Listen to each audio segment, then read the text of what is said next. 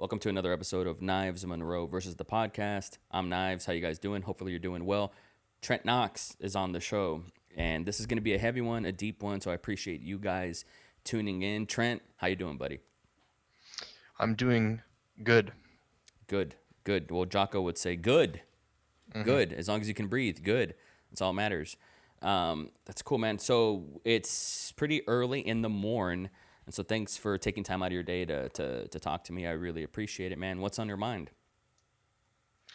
So before we got on the line and started recording, I was just talking to you about, a mutual client of ours who we've worked for in the past has decided to separate my services, and I don't take it in any negative way. I don't. Maybe it could have been done a little differently, but that's neither here nor there. I really appreciate, Robert Gardner's, guidance and some of the things that he's been going. And I was telling you that, you know, I enjoyed working with him, and that I felt like there was a purpose to it. And then moving forward, my mindset and the kind of things that I want out of the future. Um, I'm kind of in a weird place because I don't necessarily have direction in that regard toward another thing that I I find respectable, having purpose, and enjoying the work that I do.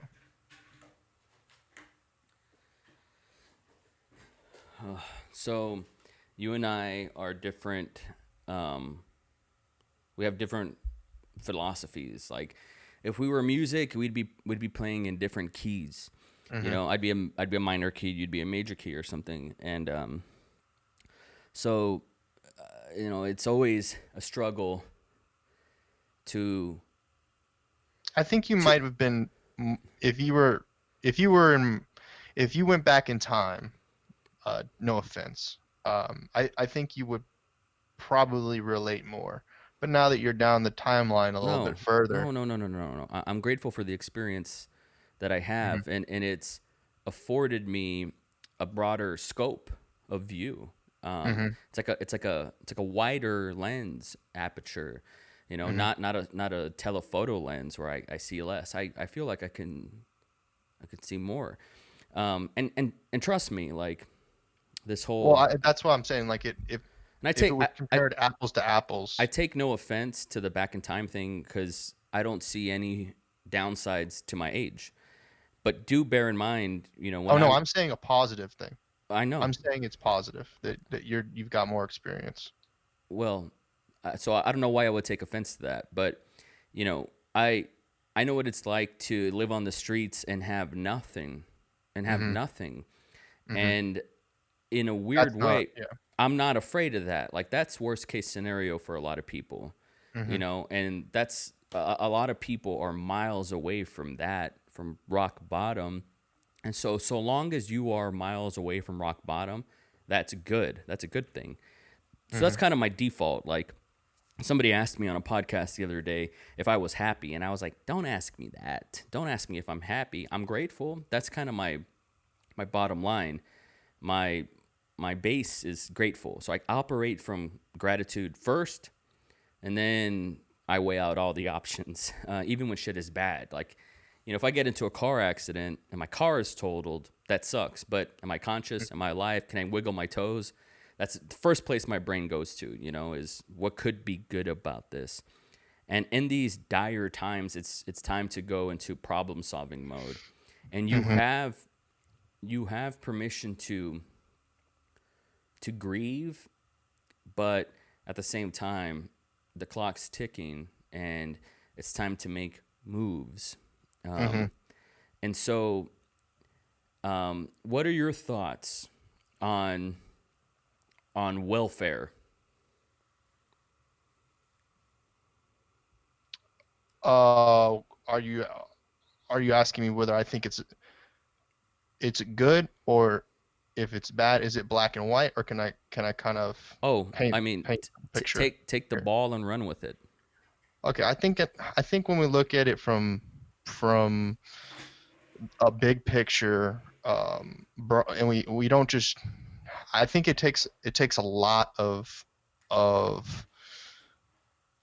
interpretation and looking at it, because in some ways I would say it's bad, and in some other ways I would say it's good, and it doesn't matter whether there's a big pandemic or not. So I think a lot of people who would consider themselves Republicans or would consider themselves Democrats would would would lean toward welfare being an absolute need versus somebody taking advantage of the system. But in these times, that kind of black and white picture is, is very blurry, and it doesn't matter who you are or what side of the aisle you come from.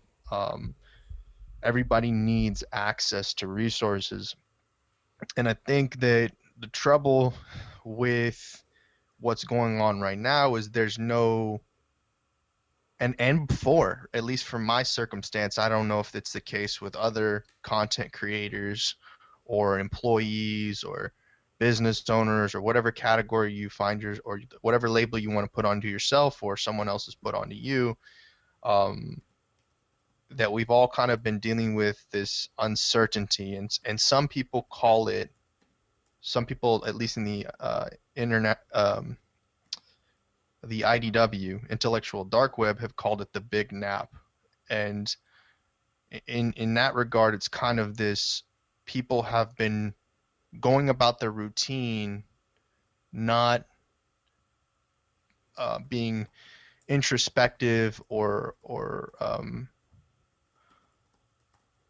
not quite viewing or seeing the perspective of an incident like this where the economy is collapsing. So the question you posed to me um, was I think, what do you think about welfare, Yes. if I'm correct? And I think you gotta build that foundation first of what I just said to understand that in this time, welfare is an absolute necessity. Whether you're talking about food stamps, um, unemployment, uh, small business loan distribution, grants, um, the complete one 360 write-offs for student loans.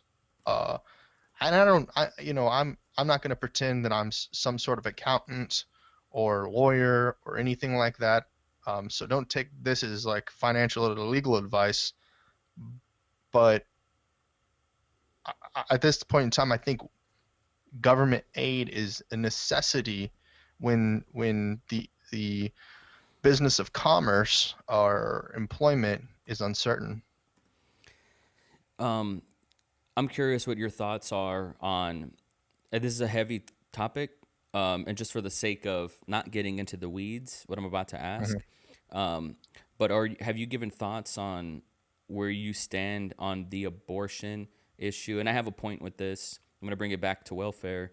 Um, are you what they call pro-life in that the baby it's a baby and the baby should be born and maybe put it up for adoption or something, or are you pro-choice? It's a woman's body, it's a woman's right to choose, and so if she chooses to have an abortion, that is her right and that should be legislature. Where do you fall in that category? And given, you may change your mind in the future, so whatever you say now, let's just tell the audience, be flexible, presented with certain information, maybe you would change your mind, right? But just on today, for the sake of the conversation, where do you stand?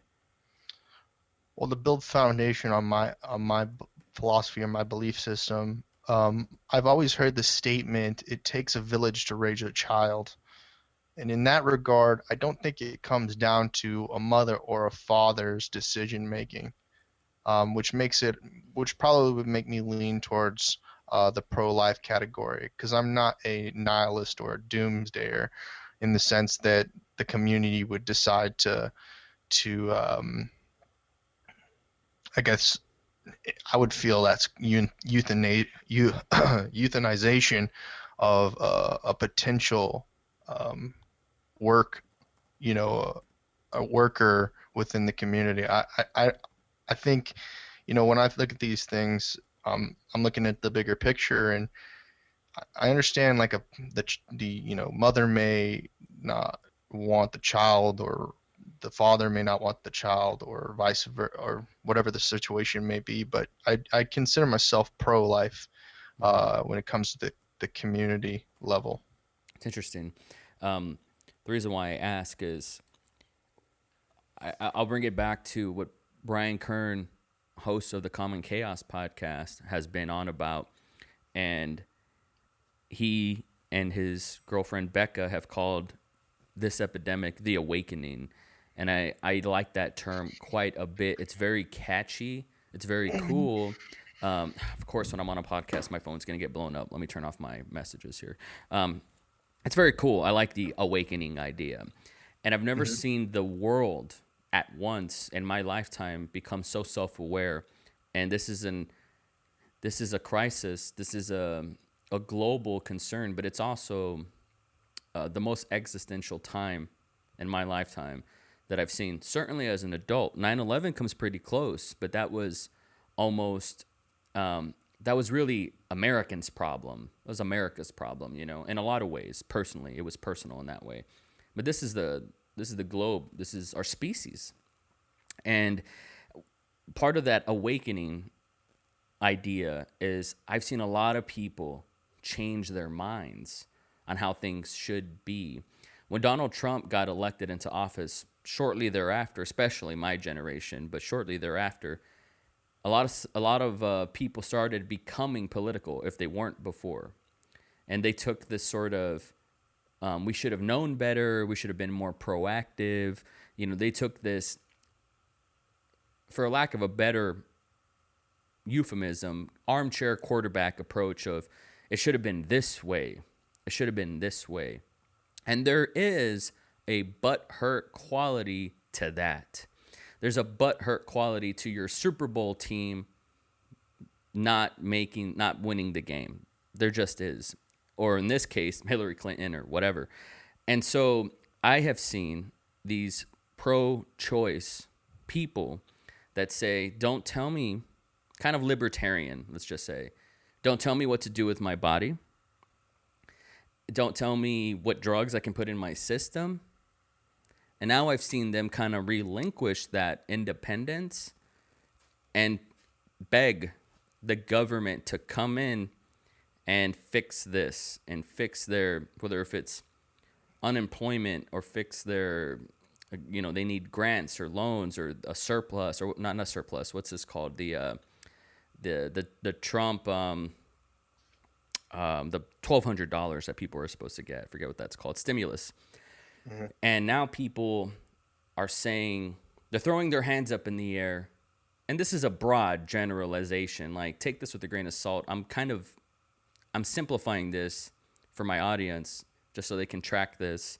Trying to make it like as simple, and this is not a simple time, but trying to make this in a melodic way. But I've seen people say, government, help me. It's your responsibility. And it's interesting. I've just seen a lot of people flip-flop in a way.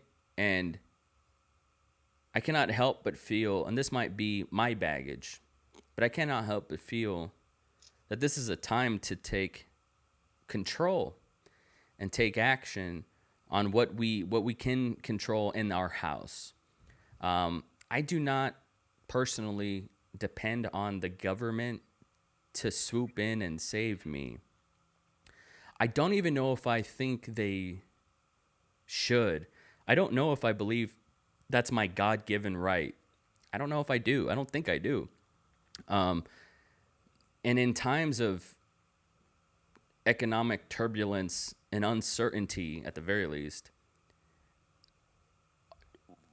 what happened to tapping into like our inner power as people to say, I gotta take charge of this and I gotta do something. I gotta do something. When and this is the last beat I'll say, and I'll throw it your way, but when people in the military get out, there's this whole ideology that them their service isn't done. There's this philosophy that you may not be wearing the nation's cloth anymore, but you're still you're still walking, like you're forever a Marine kind of thing, like, or forever an Army person, like if you see somebody in need, you better have that first aid kit in your car and pull over and help them, sort of thing. And I really like that about the military. It's not just a job you clock out and you're like, nah, I'm not gonna do that. And I've appreciated um, the veteran approach to this as well. Like, in a way, they kind of saw it coming because they live in such a apocalypse apocalypse mindset, sort of like, what do we do when the world ends, kind of thing. And I don't see them saying, the government save me, the government fix this for me. I see them taking a more like, okay, do I have what I need to build a fire? Do I have what I need to clean water? Do I have what I need to hunt? Do I have what I need to eat? Like, I see them taking that approach, which is scary because, we all got comfortable and fat as Americans in the past 10 years during this bull market. Um, all of us did. And we're all caught off guard. We all don't know what to do. We're all looking for answers, whether if that's on Wikipedia or staying up to date with Dr. Fauci and stuff like that. We're all scavenging for answers. So in this confusing time, like, let me ask you, and I'm sorry for teeing it up so indulgently, but I haven't had a lot of people to talk to that I respect, that I know that can have this conversation and are willing to have this conversation, quite frankly. But how do you balance the government taking care of you, being, I don't want to say dependent, but how long do we wait for the government to take care of us? How much are we owed that? How much are you owed that? And how do we balance our accountability where we have to kind of take the wheel? Okay, so there's a lot to unpack there. There is. Take your time. So I have a very different perspective of our military, and that's because I grew up, as a army brat is what they like to call people like me, and there are two directions that you can go in that regard, and that's either down the route of also joining the military and becoming a part of the government, Mm-hmm. or and I'm gonna use a negative term that they use in the fraternal societies called a goddamn independent. And being in the position that I am, where I did not go down the route of the military, I have been labeled a goddamn independent, um, but I'm Can highly you define that? respected. Can you define that? That's something worth highlighting. What does that mean? Because I don't know what that means. So, The goddamn independent. What is that? What is that? well, so often in the fraternal societies or sororities, they say this statement to mean that you are uh, that you're a GDI, and this is mostly seen in the fraternal organizations um, within colleges or universities, on a cultural level. It's not necessarily, you know um, broadcasted online or in the media, um, and it's part of a secret society or a cabal of sorts. And unless you have experienced this if you unless you have this experience, which you may experience outside the university system, in online, you can kind of relate it to men going their own way, MGTOW. Um, and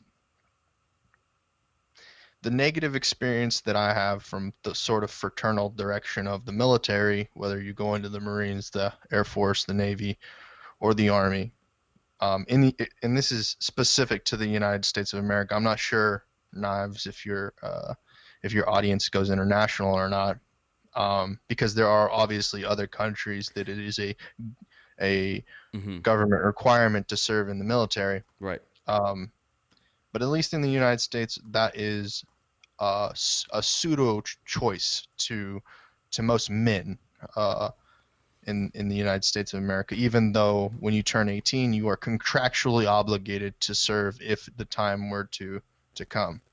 Um, and what I'm basically saying is that the people who choose to join the military, who don't go and try to go their own way, are sheep. That they're looking for something some entity to guide them through life because they lack direction, they lack motivation, and so they need a system to instill that in them. And for a lot of us, and as an individual who did not grasp this understanding, uh, I did go to college, and college didn't really um, implement implement that structure into my life, and it's been very difficult to create that structure for myself over time. But uh, some people join the military, some people go to college, some people live on welfare, some people all look to be dependent in some way. And I think that the military, while you said a lot of veterans carry the badge of honor or their branch of the military service past retirement or past the time that they served. There's an equal amount of veterans that did not do that and have animosity towards being tricked by recruiters or by their family or by any entity that point them in that direction because they were not suited to be molded in that way. Um, and sometimes I feel that way about the university system is because, you know, or maybe I say, as like a passive thing, not intending for anyone to understand this. Um, I hope that people, if I simplify this, that people will be able to understand this. We are, we aren't necessarily being directed by leaders that have our best intentions. And so, whether that's you're being told that you need to go to school and that everyone goes to school and that's the only way to be successful, that may be a that may be unjust. That might be what's the word I'm looking for? Um, it may not be your purpose, and it may not suit you as an individual because it might be pointing you in the wrong direction. That's the same uh, way that our commercial military it has been ran. And so, sorry, I got hooked on that. What was the Well, question I again? asked you just to define what a goddamn independent meant. Oh, right, but before that, what was the Before that, it was how do we balance being dependent on welfare versus being independent and trying to take control.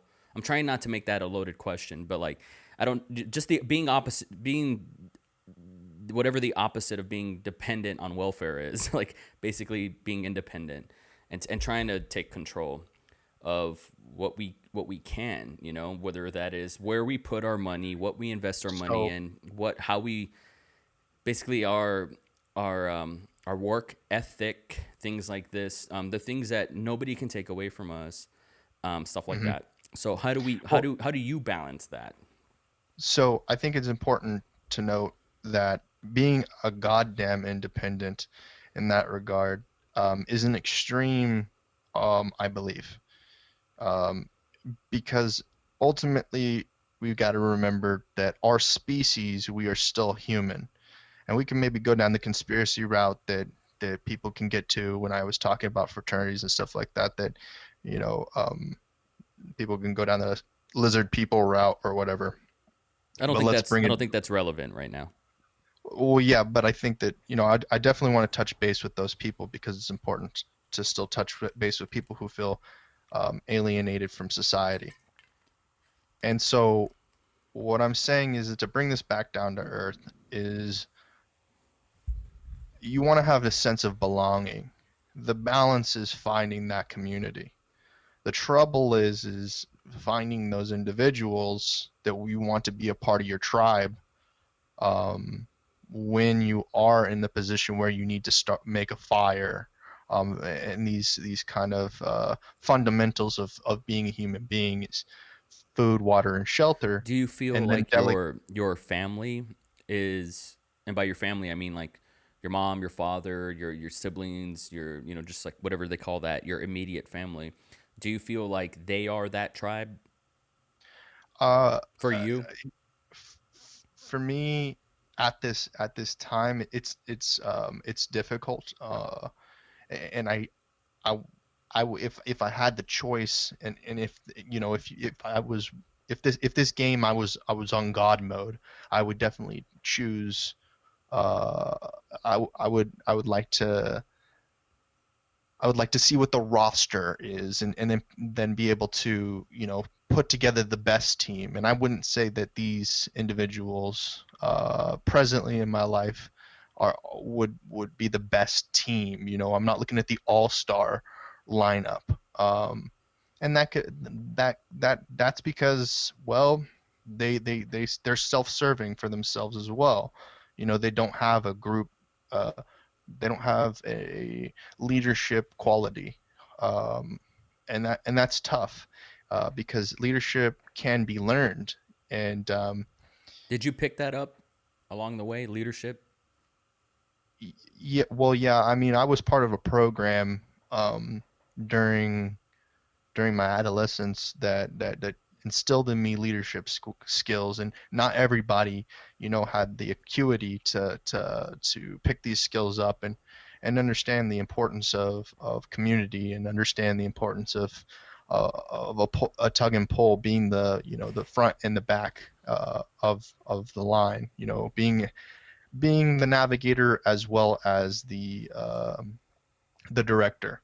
you know um, there's a such thing as being the driver and being the co-pilot, and then being just a passenger. Uh, I totally and agree. Let's. I'm. I always try my best to maybe I got a little bit maintain. too. No, no, no, no, and that's okay because you're answering the question that I asked you about being. Did you consider your family the tribe? And I asked you the leadership question, so that's on me. But I am. I feel like in order for you to answer the welfare question versus Mhm. the anti-welfare, well, I don't know what to call it.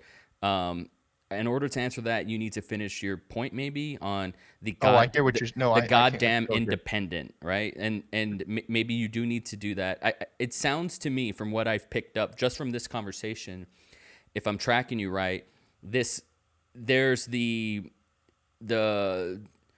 natural disaster example, such as Hmm. Hurricane Katrina, where New Orleans needs some help, goddammit.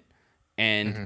you know, at the time, it wasn't as fast as it should have been. It wasn't as ideal as it should have been. Kanye West goes on the relief fund and says George Bush doesn't care about black people. That's pretty much what people remember. And so there's that needing welfare, and then there's the goddamn independent. Like those are maybe two extremes. Is that what you're trying to say? And there's one extreme or the other. And are you? Is that what you like? I have to ask, like, just from what you're saying, like, Well, the trouble is that do the you way. default to that sort of cynical approach to independence? It's a goddamn independent, and all the baggage that comes with that. Well, here's the thing, and when we start to define how people use colloquialisms, and how people uh, how people differentiate the English language, that statement, goddamn independent, doesn't mean what you and I may think it means. Okay. Um, because it does have racial connotations. Oh, I Uh, didn't know that. yeah, and um, it is racism is alive and well, especially in the university system.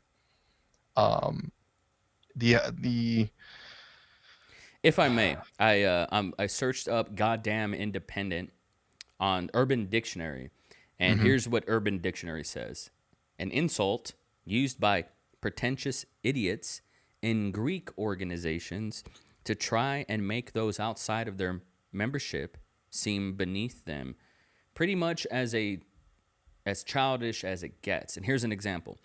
The frat boy called the non Greek student a goddamn independent. The non Greek student proceeded to laugh at the immaturity of the frat boy, is the example. So it's a way for a tribe to alienate someone who's not a part of the tribe. Oh, but it gets much deeper than I'm that, and I can well, see I can I can see the person who writes. Uh, I can see the type of archetypical person that writes a definition like that. Um, well, here's another and one. And this is according to Google. It's the first thing that Google pops up. no, absolutely, It's there's goddamn no argument. independent, or GDI.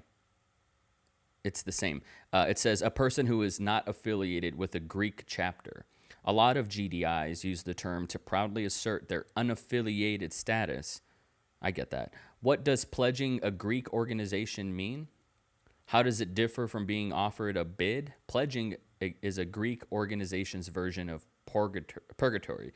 So a goddamn independent, it's like saying a goddamn atheist, you know?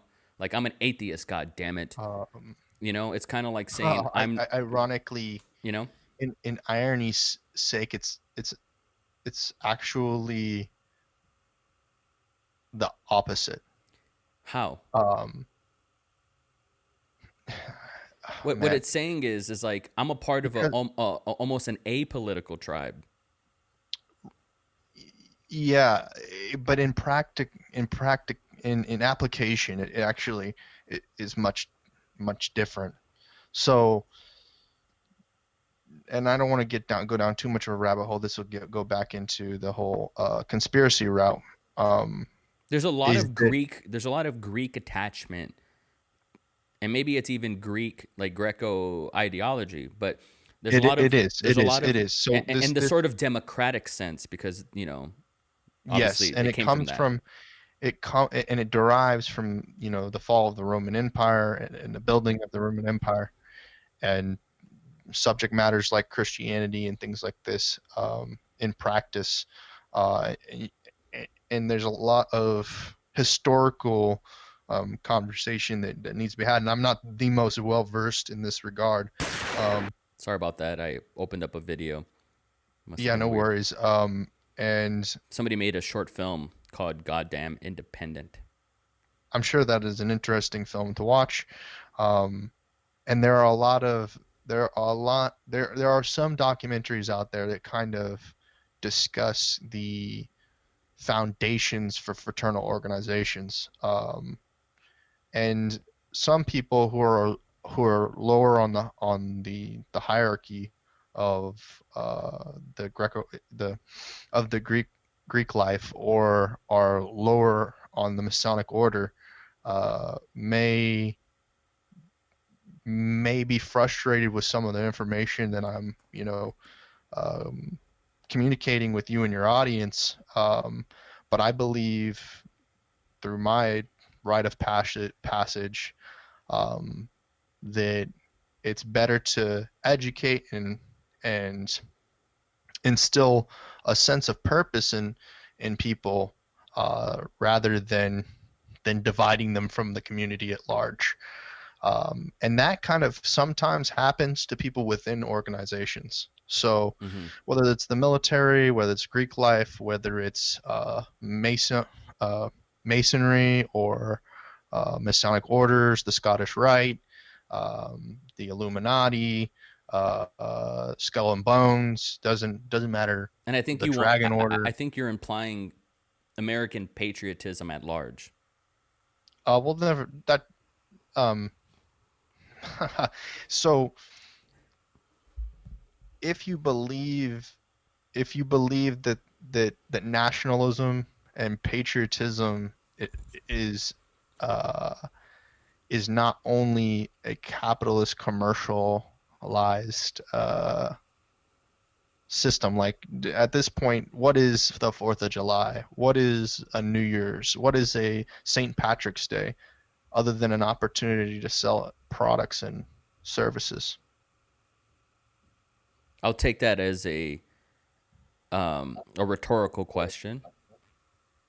I mean, no, I'm asking you like personal opinion, like what is I Christianity? What are these things that at Christianity, scale? so I think these things are firstly traditions, secondly symbolic, and I think it is in American DNA to capitalize on symbols and to capitalize on traditions, but I don't think it was created by the Federal Reserve to make money or anything like that. Like I don't think it was created with the, and maybe some holidays are like, I don't know, a Valentine's Day or something, like a more Hmm. modern, but even then that has like, I don't know, like a pagan sort of nucleus to it. I don't know. I'd have to look that up.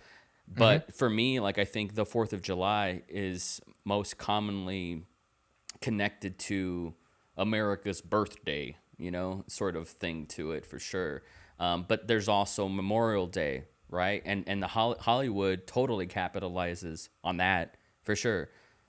You know, So I guess this is where I go back to understanding why people within these organizations may label me as a GDI is because I'm not I'm not I'm not signing or making a blood oath on something that's uncertain and that there's not, you I get know, you. I get that.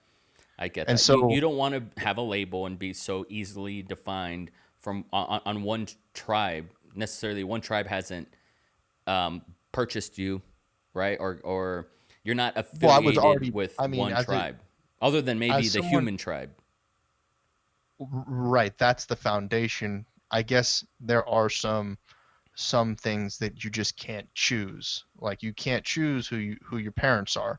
You right? can't choose what nation you're born under. You can't choose anything from the jump. So you just hope that the parachute opens when you land. I understand. So let's take all that charge and bring that to my initial question. And I feel like, ooh, Hmm. we closed this loop, thank goodness, which is my goal. Because I'm always thinking about the listeners in mind who are Hmm. listening to this podcast. They can't watch it, they can't see it. We don't have graphics, so they have And to. They have, I want to say I appreciate that of because course, yeah. yeah. It's a sonic narrative at the end of the day, Hmm. um, and so it seems like it's irrelevant whether you label yourself as a GDI or if society at large perceives you as a GDI. Hmm. It is what it is. But when it comes to welfare and the balance of gosh, it's just like how do you label this? Like of somebody who accesses their own, I'll just say personal power. I just feel like it sounds so cheesy. But someone who's like, Well, look, here's the thing. look, There's microcosms at all levels. I'm sure that there's colloquialisms that are thrown around for outsiders at like the United Nations. I'm sure there's a lot of there's there's a lot of language, harmful language that gets thrown around in any society, that is inclusive for certain people but exclusive for others. Uh, and that's where I try to do my best to avoid that sort of conversation. But then at the end of the day, when we start talking about welfare, and why somebody like Donald Trump got elected and why I voted for him, um, was because of this nationalism, that there has to be some safeguards for situations that occur after birth, that you're that are not under your control. Okay, so let me refine the question and kind of get to where I was ultimately curious. Hmm. How long before how long before you're no longer waiting for the government to save you before you take action? What is that action, and is it possible to take that action first while waiting for the bureaucracy to come full circle? I'm, And, I'm and, I'm and kind of specifically come regarding government aid. are we okay? So here I need to differentiate two things. The question, I'm not too certain if it's a personal question, because It's a personal for me, question. for me, and if this is just like for us to gish gallop about and and and potentiate about, for the audience. And let me be specific about for me, and not the royal me, in Right. the sense of I anyone. don't necessarily want to talk about the royal you. I'm asking Right. I'm Well, asking I you. mean, the royal you is the audience, when I say that. Okay. And um, so anybody who can relate to this, I don't know what is right at this moment, but I'm not going to let opportunities pass me by. Sounds like a song. I know that's a Would you song. say, yeah, it's like it's not, is that Frozen too? Just kidding. But would you say that you would capitalize on said opportunities if they presented themselves? Right. Here's the issue I think that a lot of us are facing, is that we're putting 90% towards finding that opportunity, whereas it should be the inverse, where 90% of the opportunity should be Okay. finding us. Okay. So interesting. And this, when you go on your public platforms Hmm. and you start waxing about shoulds, I'm like, it drives me fucking crazy because I'm like, where do you get that from? Why should it be that way? And here's why I ask, and I'm gonna put I'm gonna put this salt on it. Hmm. It's like you said it yourself. We can't control the parents we had. We can't control which country we're from. Our skin pigmentation. We can't control our genetics, right? Um, why Okay. should we be able to control the opportunity distribution? Hold on. Wait. Repeat that. So you said, I'm going to play it back. No, I'm not. I can't play it back. God damn it. You had said that it should be the opportunities come to us. It should be 90% of the opportunities are coming to us versus the search for. And the word, it should be this way. Where does that come from? What is that? That's like saying I should have had Jocko Willink as my dad. No, no, no, no, no. Why should you have No. had it that way? Okay. No, no, no, no. That's not what I'm saying. I know that's not Um, what you're saying. I'm saying that, but my question is, where does the it should be this way okay. come Yeah, from? yeah, yeah, yeah, yeah, yeah, Specifically yeah. when it So, comes to opportunities. so when you were born, when I was born, I don't think that society was primed for the way that I was talking about. And that 90% of what we do is us going to search for an opportunity. But somewhere around after 9/11, maybe even after 2008, the whole system got flipped the opposite, where there was so much abundance and opportunity, but the opportunity never looked to seek out the receivers, or you know what? Can you understand what I'm saying? Like the Yeah, opportunities never put were. It was never like you're sitting there and all these opportunities are coming to you. I It was think still like I the old I feel system. like that perspective is a generational perspective. There are probably people in their 40s and 50s who say that's not the way it's supposed to be, Trent, Oh, absolutely. No, right? I agree. And I Yeah. think they're kind of right. And I'm gonna make a Wait, wrestling I example. don't think they're right anymore. I well It used to be that way. let me put it this way. Um, and this is different. This is like a very weird. I know you're not into wrestling, but this is all I know. So I apologize to Well, everybody. I'm 10%. I'm 10% literate. Right, but there's a lot of lore. There's a lot of mythology. Like I'm Mhm, 10% literate on Marvel, but there's a lot that I don't know, right? mhm, And wrestling is its own fantasy, right? So, mhm, but to talk about the real side of wrestling, the opportunity side, let's say in the 80s, like Hulk Hogan, and then the 90s, which was like Stone Cold Steve Austin, right? mhm, And the early 2000s, let's say up until 2010, you had John Cena, right? So you had these eras of success. You had Hulk Hogan, this 6'8", jacked like that, and you had to be that to be that. And then you had Stone Cold Steve Austin, who just revolutionized as far as the money and attention going into wrestling. He was like the X-Men all in one. mhm. And then you had John Cena, who was like this sort of made a lot of money, won all the championships, was on all the talk shows, was very accessible, and was there when the company changed to a PG product. Okay, the thing that they all have in common was nobody, the opportunity didn't go to them.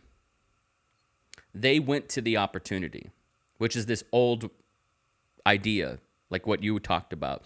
Today, flash forward to 2020, the WWE has created a performance center where they can create superstars inside their organization, and they do. They have talent scouts, or they will draft people who have nothing to do with sports. They're just have a good look, or like a football player who has a good build. They will Mhm. draft people, bring them into their system, train them from the top to bottom, and create this sort of synthesized version of this wrestler, right? And some people succeed from this factory. They do. Like I don't want to go into the names because you might not know them, but they do. Um, and so I've heard the person who created this system, Triple H, who married Vince McMahon's daughter, and that's how he was able to do that.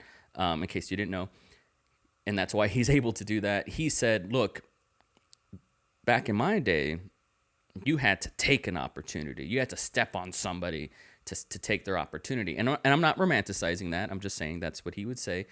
And then Mhm. he said, "But today, it's on you if you fail today, because look, we're teaching you how to cut a promo. We're teaching you how to wrestle. You get to work. You get to experiment on television, because now these sort of garage shows that they have are now televised and people like it. It's become a brand." And he's like, so if you can't take the ball and run with it and become the next John Cena, that's on you, because they've now given them all the opportunities to do so. It's sort of the Trent Knox idea of how, quote unquote, and the word should is very interesting to me, how it should be. So now in that company, in that organization, that's the way it is. There's opportunities going to you, you know? But guess what? I there's a chasm. There's this large delta in between John Cena and who the next person is going to be. And I think it's created a softness. It's almost taken like hunger out of the situation. And when you remove Mhm. hunger as a variable from the equation, I don't know if we've collected enough data as society to know if that's a macro good thing. And so you say like it should be more of a it should be easier because of technology maybe, or because of the Uh, internet or uh, uh, something. uh, uh, Okay. um, I think it. Okay, so you brought up in professional wrestling Yeah. that they're before. I don't know if this was okay. So Triple H obviously has created a whole new perspective for the industry, is what you're telling me. Yeah, he has. Um, and he elevated the way that professional wrestling is from where when it was before. And I think one of the key things that you said was that there, I don't know if there wasn't this before, but there is a implementation now of talent scouting. Okay. Yeah, that was always there, but now it has like this sort of intent. Now there's people out there. Like it's never been easier to get on WWE I TV think today, is what I mean. As far as like I competitively. I think that I think that in a general sense, we can call this headhunting. In entertainment, we call it talent scouting, but in in in in industry at large, most people call this headhunting, where you're finding a candidate that would fit the role or job the best. And I think the challenge is headhunting is still um, a person-to-person How could it not tool. be? How could it not be? Well, I think it can be automated. I think Okay, that okay, but let's artificial talk about. But intelligence, of course, of course, of course. But that's down the line. Everything's gonna be I automated, don't right? think so. I think we're behind. That's what I'm saying. But I okay, think that technology would have permitted it 10 years ago, but it's our inability to relinquish free freedom of will, or um, this conception that we have control over our lives. okay, okay, okay, okay, okay. So this just went to like outer space for me, like this conversation.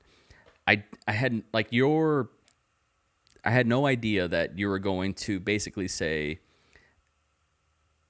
or from what I understand, the reason why basically you're not given easy opportunities is because the AI isn't in charge, No, I'm saying the inverse. which is what? Because Is humans are in is that charge, the they're against the you. AI is in charge, The AI is in charge right now of but recruiting. oh, okay, never mind. No, no, no. I'm saying that when it comes down to the AI versus humans, the AI is in charge. It's us that is standing in the way of the AI, you know, artificial intelligence automating everything. Whether you want to call that God or Allah or Hari Kush or whatever you want to call that, um, we are preventing it from uh, there. As humans, we are getting in the way of whatever that may be, the Okay. source code for humanity. We're not letting it, we're not letting Jesus come back, is we're not, Okay. Okay. So time that's out because I think that's an elevation. Like we're now operating at a different um, elevation, and so I want to bring it back down to the ground. I want to make sure that I still understand what you're talking about. I want to tie this back into COVID-19 and how it's impacted businesses, and there's a reliance on welfare. There's a reliance on, and I'm not talking about them creating a vaccine and them making cities and states be locked down, and I'm not talking about those regulations. I'm hmm basically more so like bailing out small businesses um and things like that, right? hmm Welfare. So what and as far as you having like you yourself and your brand having opportunities, because you opened the show with Robert Gardner saying best of luck to your future endeavors. hmm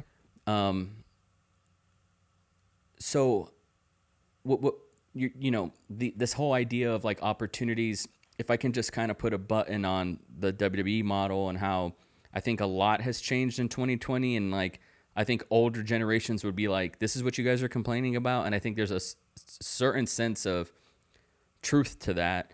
Insofar as like, I remember my mom driving me to Church's Chicken, telling me to go inside, ask for the manager, ask for a job application. I'd fill it out there. I'd give it back to the manager and give him my resume and kind of sell myself why he should hire me.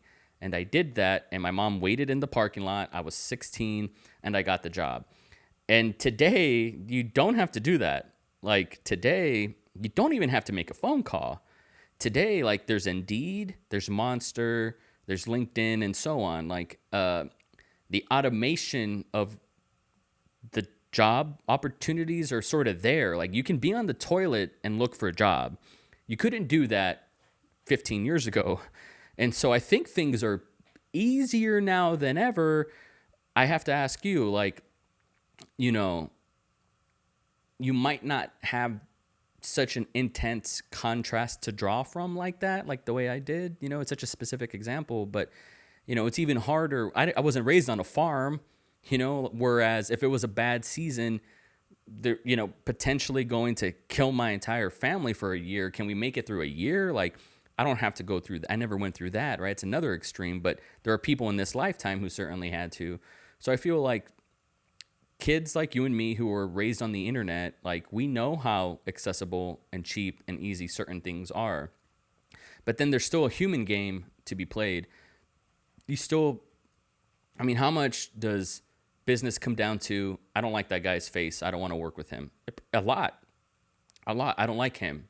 Or he said, or he voted for Trump, I'm not going to hire him.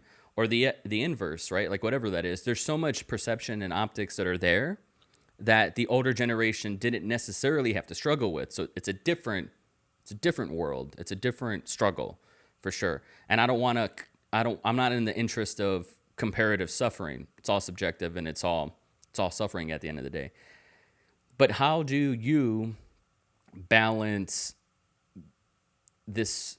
How do you balance, where do you draw the line when you draw a line in the sand and say, I'm going to start taking control and basically fuck the system, it's on me? And we're talking about me, right, Trenton? Yes. Yeah, I'm talking about you. Um, Because I just Dude, don't know. I just don't. don't know I why don't. AI I has don't. anything to do with that. I don't think it would. I don't. I'm not successful. I'm a loser. I'm, you know, if if if whatever, Are you saying that? Do you mean that? the opposition, whatever the opposition to the what I believe, whatever the opposition is, the struggle that I'm currently experiencing, I am those things, but in maybe in a different application, you know, I might not be, but within the applications that I'm currently, you know, the ones that I'm working on, I obviously don't. I'm obviously not the candidate that they're looking for. The opposition. So when I think about you talk about it being easier than ever, well, maybe that system wasn't designed for someone with my characteristics, my skill set, whatever it may be. I don't speak the language that system is presenting. Maybe I'm old school in that way, that I still I romanticize the idea as well of going to a Chick-fil-A, speaking with the manager, being a competition of three, and being, selected out of the top of that class or whatever it may be. I, That's just not the case anymore when you get thousands of applications for a particular job, and okay. the only way to succeed is to look good on paper. Okay. You answered the question. You answered the question. Wasn't the answer?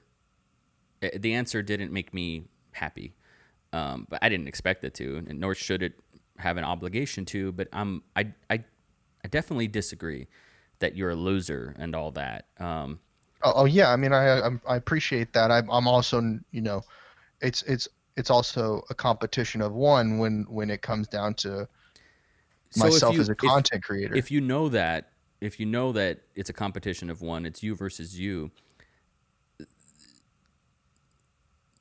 how can you But we're talking how about can you this role. differentiate like an excuse from I think a it's vastly conspiracy? different when I'm applying for a job at McDonald's. You know, then it's not a competition of me versus me. It's a competition of me versus everybody who's applying for that position.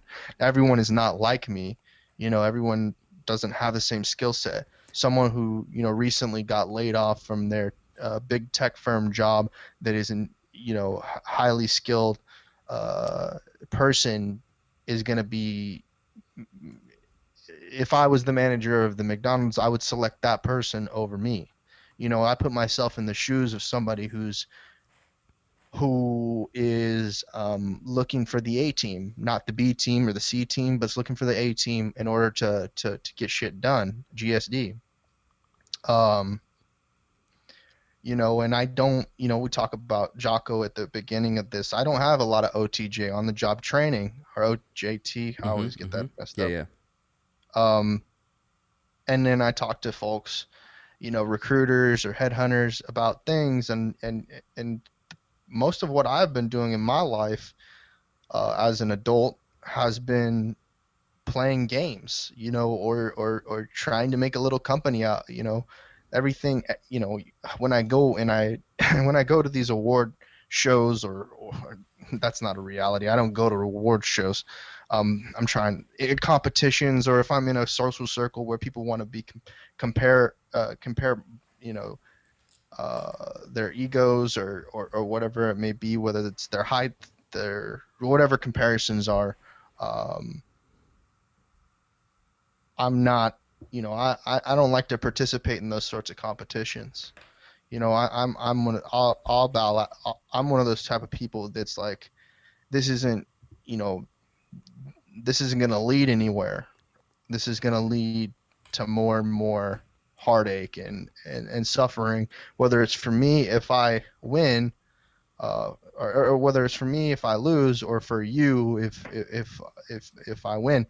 And we're not talking about this because I kind of I definitely look up to you, Knives, as far as like a content creator and someone who's been doing the game and has leveled up and fortunately enough for you, uh, I don't know if you believe you had control over your destiny, but you've gotten to a place where you believe it's manageable and you can continue living at least financially secure. Picking it up from here. Sorry about the break. Listeners might be able to tell from that. Trent, I appreciate your patience. And thank you, and I look up to you too, and I'm not just saying that. You might ask yourself how or why. I would say that you asking yourself how or why might just be low self-esteem talking, because in moments and in states where you know that you produced a badass project and you know that you did something that nobody else could really do or appreciate, I think in that moment, you, if I were to talk to Trent in that state of mind, he might know why I appreciate him, you know. And I think the key to life is really tapping into those states of mind and making decisions from that place. I really believe that. And so you asked about this idea of destiny. Well, I believe destiny is decisions. Like destiny is, you know, there's a movie with James Franco called 127 Hours, which is a biopic on this mountain climber who Hmm. got stuck between a rock and a hard place in real life, and his arm got crushed by a boulder. And after 120 hours, he had to cut his arm off, right? Hmm. And James Franco plays this, and there's this terrific sequence where he's, you know, all the uncertainty and all the doubts and all the craziness and delirium that comes with being sleep deprived and dehydrated and all these things, and, you know, circulation and all this. He starts questioning, like, wow, like this boulder is my destiny. I was meant to fall down in this chasm and be trapped on this boulder. This was waiting for me since before I was born, like, you know, however long it took, you know, for this rock to form on this planet. It was waiting for me, right? And I remember watching that and thinking, like, that's not untrue. That's actually pretty true. And I think about that. There's all where we are today in the present, and that's all we have, is based on the micro decisions that led up to this. You know, I think in the Knives Monroe origin story, I think I mean, I totally knew I did. That's part of the reason why I did it. I voluntarily, you know, chose a life of the streets because I wanted that in my origin story. I wanted that adversity. I wanted something to overcome and say, look, I did the thing that people are afraid of. I wanted to start from scratch. I wanted a clean slate. And so that's part of my tapestry, you know? But also, there's another timeline where that I died on the streets, and that was the end of me, and that's that, you know. And so we just happened to be on a timeline where I got an opportunity to be kicked off of a bus and go apply at a Walmart, and was able to get an apartment and so on. Like, you know, I'm just fortunate. You know, there's a lot of luck that goes involved. There's a lot of stuff that's out of my control, and you can take this conversation and look under it in a microscope and say, well, Knives, you know, because of your genes and because of, you know, the environment that you grow up, there's socialists that will tell me if it wasn't for the bus driver, you wouldn't be here today. And it's like, okay, but you got to give me a little credit. You got to give my reaction to things a little credit. You got to take what I choose to focus on a little credit. You got to take my risks, calculated risks paying off. You got to give them a little credit. You know, I'm all for saying thanks, you know, taxes for paying for the streets that I didn't have to build and so on. Like, I get that. I totally do. But everything is, you know, if I didn't go all in on Claire, and I was talking to different girls at the time, if I didn't go all in on her, you and me aren't having this conversation right now. And I don't believe that the Knives Monroe is a success. The Knives that you look up to would not exist if I didn't go all in with Claire and I went all in on some other girl. I don't think I'm here having this conversation with you. I mean, gosh, I don't want to know. But because I made the right decision, like, you know, here I am. I get to function, you know. But I'm very lucky. Like, there's a lot of things that didn't go according to plan that I really, really wanted. You know, I started a business in 2015 that was a lot like Austin Live and Local. Mm-hmm. It was called Outer Heaven, because I was like on this big Metal Gear kick. And it was like, I wanted to bring my hometown together. You know, I wanted it to be a place where comedians and musicians and filmmakers could all have a place to never be out of work, and could all have a place to be seen and to be relevant and to get better at their crafts. Like, I really wanted to make that, and it didn't happen. That business failed, and I ended up moving from my hometown, and I moved to Austin. Mm-hmm. But I took the thesis of that business, and it's Indie Darlings, and Indie Darlings did well last year. You know, mm-hmm. and I've taken that thesis to that business, Outer Heaven, and I've taken that nucleus and I've applied it to my friendships, relationships, all those ships. My work with the U.S. Chamber of Commerce, like I've taken those ethos there, and so I feel like the intent was right, and I choose to focus on that versus choosing to focus on, oh, Outer Heaven wasn't a good business, it didn't make any money, and blah blah blah blah blah. I choose to focus on what was right. You know, and it's the same thing with Austin Live and Local. Like, I choose to, your intent behind it is the right intent. It's the right theory. It just needs, you have to sprinkle in good timing with a good presentation at the same time. You get those two things together and it clicks with people, and you realize, man, like, that's the validation. You're like, wow, like, I got my point across. I'm believed in this moment because the intent is pure. The intent is right. Mm-hmm. The intent is community. The intent is a sort of tribalism quality, right? And I believe in that. And dude, like, things don't happen overnight. You know, that's the hard part. Sometimes it takes 20 years. Sometimes it takes 30 years. Sometimes you lose it all in an epidemic. You know, sometimes, but if you know, to quote Jocko, like, if your heart's still beating, that's good. Means you still got some more fight in you.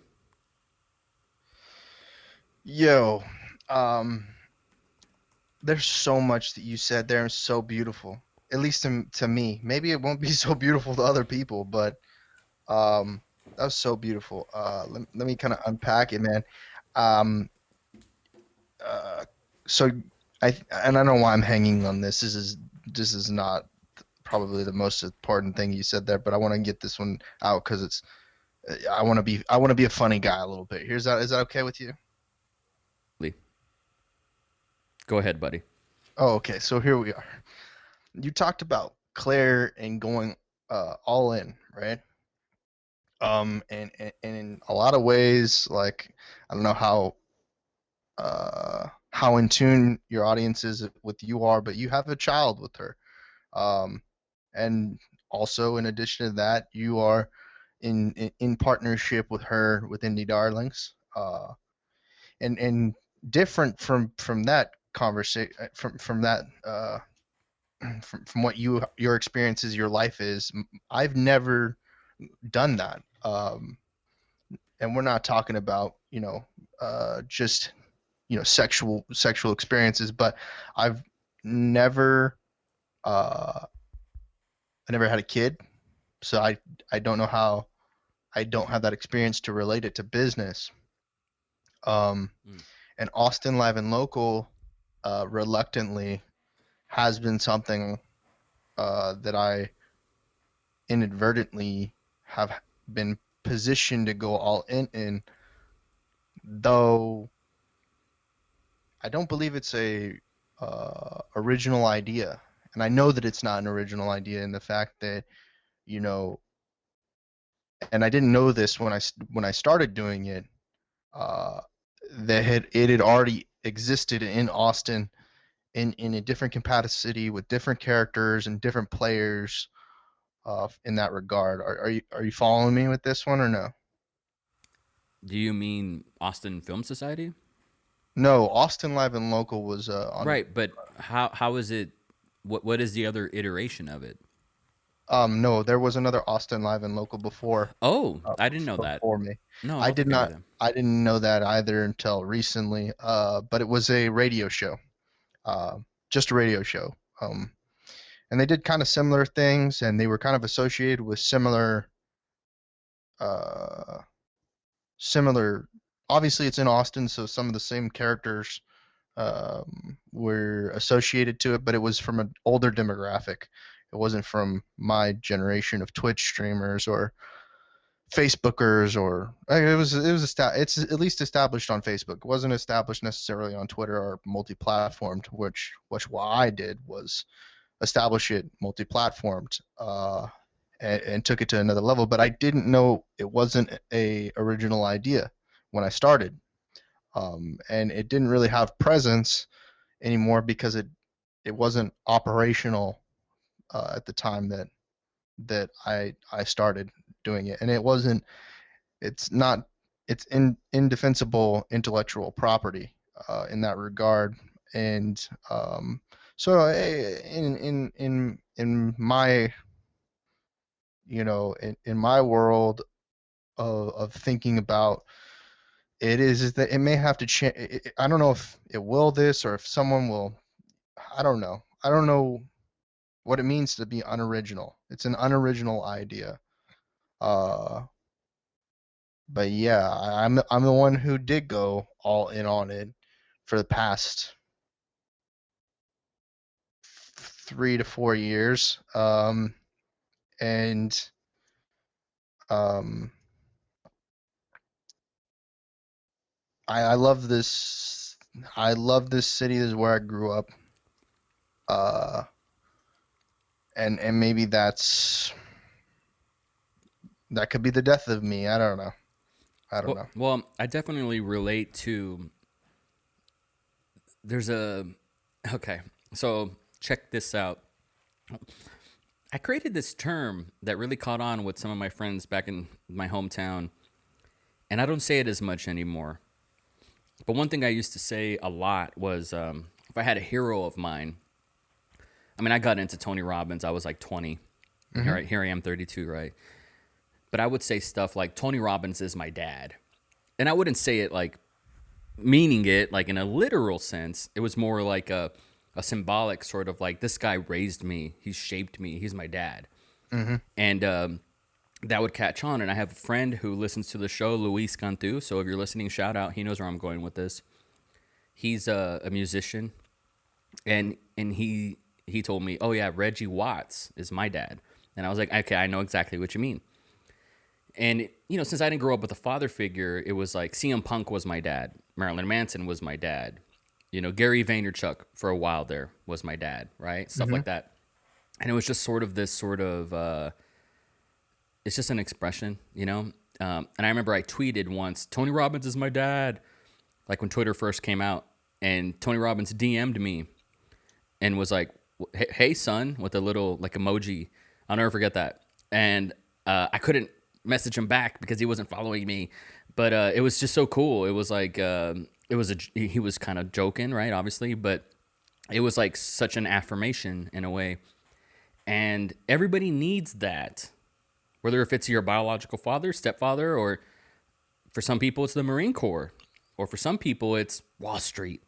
Or for some people it's something else, right? And that's how I raised myself, was finding these father figures because I didn't have what I needed, you know? I didn't. But you have to let that, well, I did rather. I don't want to give advice, but I found myself where I had to leave the anger and I had to let it go because it just wasn't propelling me forward. And here's the thing about hatred that people don't talk about. It's delicious. And it keeps you warm at night when you're fucking angry. You know what I mean? Like, it's great. It's a great source of inertia, and sometimes like passion can be perceived as passion. Mm-hmm. But for me, like, it wasn't going to pay my bills. It wasn't going to take me to another level. I wasn't going to become a good father because of it. Mm-hmm. And it wasn't going to make me happy. It didn't serve me. A bunch of the first video I ever made Dakota, actually, this isn't true. The first original video, not the first vlog I ever made him, I wrote it and I presented it to him. And we didn't end up working like this after all. Maybe a few more times after that. But where I actually wrote, here's what you would say to the camera. And the video, it's still out there. And it did well for him. It was called The Power of the Fuck You. It was just too not PC enough for him to really run with it. But we did post it. And it was just the idea of like the power of the fuck you. Right? And as men especially, we're driven by revenge sometimes. Like sometimes it's posting a picture or a status so you know your ex is going to look at it and it's just like a fuck you to her, right? Or sometimes it's, in my case, like making a movie to show my hometown, you see, motherfuckers, I am who I said I am, right? And there was such a fuck you inertia with my first big movie, which was like my big claim to fame at the time, my first big validation. But it was propelled by the fuck you. But I knew the fuck you wasn't gonna propel the second one or the third one or the fourth or the fifth. And so eventually it doesn't serve you anymore. It's like a snake's skin that you have to shed eventually. And so that's part of the process, man. And collecting heroes or mentors, now like the buzzword is mentor, right? Like, oh, Jocko Willink is like a mentor of mine. I've read his books and I hear his podcast. And it's the equivalent of saying Tony Robbins is my dad, you know? And I think you need to, when you don't have the tribe, when you don't have the community in person, IRL, you have to cultivate your own culture first and be the leader of that culture when you don't have one. You know, like for me, just because I feel like we can relate, because I wish I could take the pain away from you with the big chasm of unfairness. And I don't want to speak specifically because that's your thing, that's your story. But obviously, there's so much left to be desired. There's so much, and it really, and guess what? Here's the thing. You're not unique in this. Mm-hmm. I would say the resentment or bitterness or confusion or overall just not positive feelings that you have towards your family is the norm. That's most people. That's most people's starting line, first base for most people. And so when that becomes the driving force of all your decisions, and it's like poisoning the well. I Hmm. wish I could take that pain away from you. I wish somebody could, whatever it was. Like, it's definitely going to be your decision one day. But I relate to it. I relate to it wholeheartedly, man. I know what it feels like. I'm this white guy that was born in a family of Mexicans that was ostracized for not being brown enough when my brother was plenty brown. And it was a very confusing feeling. And so, like, my blood name, I was born Moreno, right? That was my last Hmm. name. I didn't connect to it. Even at like 6, 7, 8, like I didn't connect to that. I didn't feel like a real Hispanic. And so, also my hometown, I was born in Tulsa, Oklahoma, and when I was 5, I moved to Dallas, and when I was 6, I moved to the Valley, and then I lived there for 20 years. But I didn't really have a home. Like, I didn't know if it was Tulsa. When people ask me still to this day, like, where are you from? I just say Austin, even though I migrated here. Like, I'm one of those assholes that moved in. I'm part of the gentrification of Austin, like, it's not my home, it's not my stomping grounds. But when people ask me, like, where were you born? I don't say Tulsa either. And so here I am, this kid who's very confused about his pigmentation. He's very confused about what's inside. He doesn't have a culture. He doesn't want to learn Spanish and speak Spanish. He doesn't have a father figure. He's got to be this big brother. He's got to be there for his mom when she files for bankruptcy, and she doesn't have, she's divorced, and I got to be there for everybody, but nobody's there for me. And all of a sudden, school seems like I don't want to do this, and then movies became my refuge. And then when I was 16, I was like, oh, I want to make these things. That's why I am the way that I am. That made sense. But I had to raise myself, man. Like, I had to do that. I never had a ride to school. I never had a ride to pick me up. And that's just the way it was. I was a latchkey kid. That's just the way it was. Like, my kids now are fucking soft compared to the bullshit that I had to go through. But I wouldn't want them for one night to go through that bullshit. To go through one night of, like, why doesn't my dad love me? Why did he abandon me? They'll never have to reckon with that, ever, ever, ever, ever. And that's great. And so I have family members that are like, and I won't say her name, but a cousin in particular who truly struggles existentially with this idea that she was an accident, that she wasn't born with intent and purpose. It really fucks with her. And I know this is kind of like my machismo talking, but you get over that. You get over that eventually. Like, everything's an accident. Rubber was an accident. The potato chip was an accident. Peanut butter was an, like, but not just jokingly. Like, if I wasn't here, my daughter wouldn't be here. Period. So it's all good. It's worth it, man. Like, it's okay to be an accident. Earth was probably an accident. If you believe in the Big Bang Theory, human beings, the Homo sapien, was not Earth's intention. Like, we just out-aped Homo erectus or whatever. Like, it's like, dude, like, you have to train your neurons, condition your brain, rewire it yourself for success, for opportunity, to capitalize on something, for your skill, to weaponize yourself to be the best mutant superhero that you can be if you want those rewards, And sometimes that means abandoning the old wiring, the old paradigm, right? I said this on the last podcast, and I'm so grateful that I get to say it again because it's truly remarkable if you let it sink in. And I read this quote that said, you can't solve a problem with the same level of consciousness that created the problem. You need a higher form of consciousness to solve that problem. And that's what this is right now with COVID, with people, millions of Americans are going to lose their jobs. Like, we all have to get on the horse. The government's not going to buy us a horse to get on and so we can ride off into the sunset. We still have to do our part and know basic elements to survive, basic elements to thrive. That's where education does come in. Maybe it doesn't take shape in our school system, but maybe it's going to the books or Wikipedia or going to your local library or what have you. It sucks. Like, this is a tough time, and we're all being tested. But we were comfy for a very, very long time, and now it was never going to come at a convenient time. Could Donald Trump have handled it better? Yeah. Could China have handled it better? Fuck yeah. Everybody, yeah. But at the same time, here we are today. Here we are. We have to deploy the majority of our resources on what we can do today. And I'm trying to do my part and not interface with other people and not travel abroad and risk exposure and so on. I'm trying my best to do that. I'm nervous enough going to fucking CVS to pick up a prescription. Like that's enough to make me nervous already. But, you know, I am grateful in that my conditioning over the past several years of testing myself and really my loneliness is saving me. Like I had this fever a couple weeks ago during a thunderstorm, and it was just this weird, and I hadn't had a depression nightmare in a long time, but it was this weird depression nightmare of like the world was ending, and it was my fault, and the effect of that was everybody was going to be depressed like me, and so now everybody's locked in their house like me, everybody's alone, and they can't interact with their friends like me.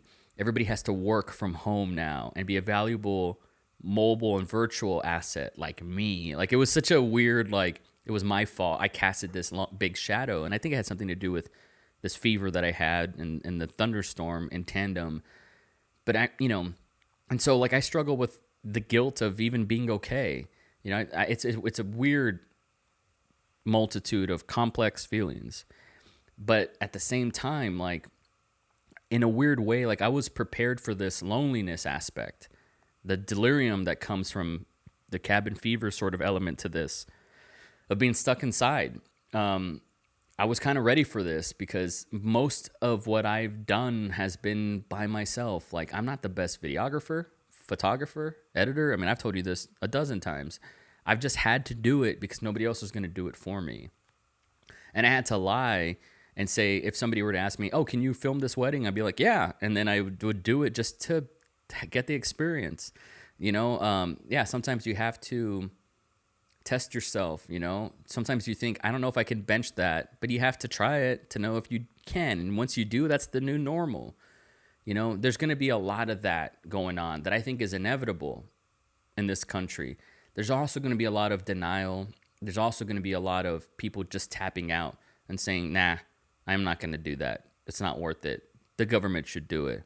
We know who those people are that don't want to do anything. Like, we know who they are. That's not going to be me. And I think deep down inside, that's not going to be you.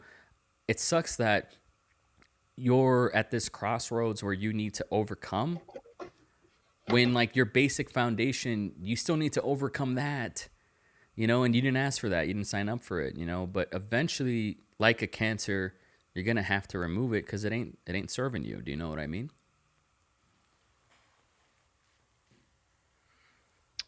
Yes, I hear what you're saying, and I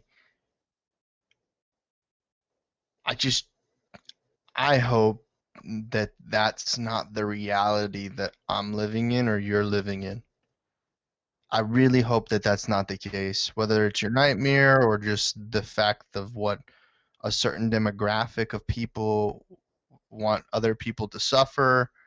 I I just hope that that's not the case and that the good of at least the United States, maybe not humanity, I don't know if that may be the case, but the good of the United States will help each other out and be legitimately not this empty, you know,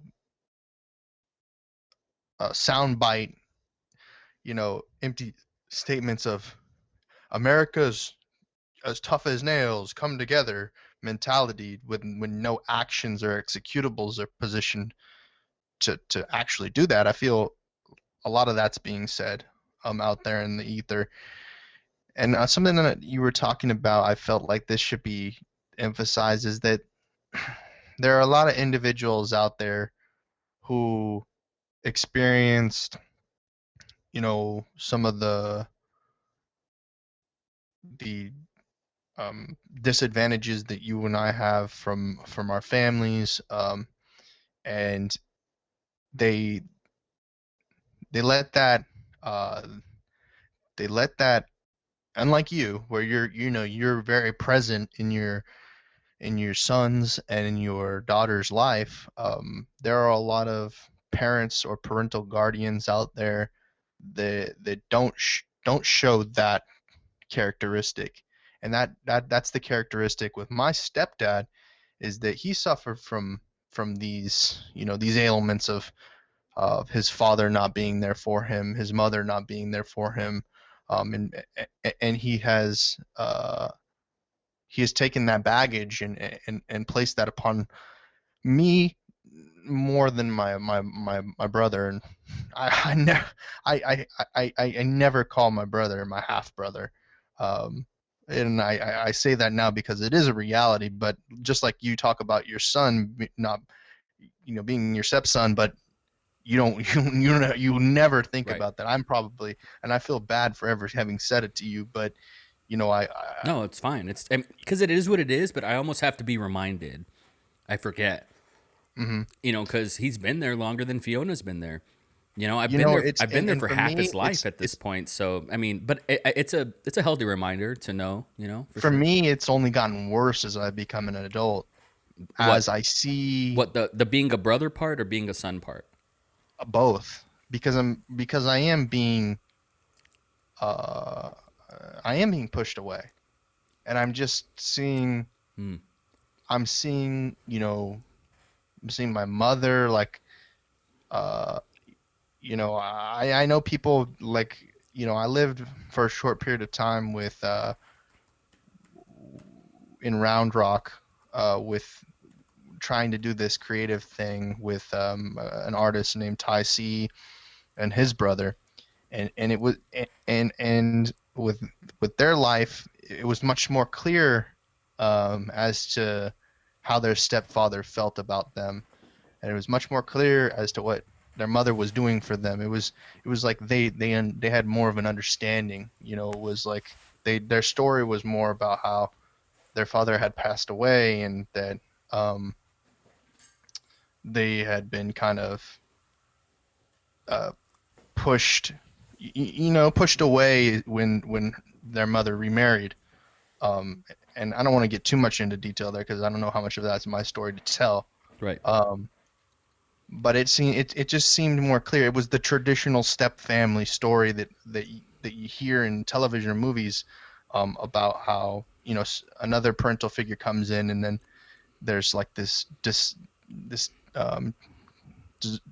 dissolving of the family that was before. I guess the best example of it coming back together was, what's that movie where there's 12 kids and it's got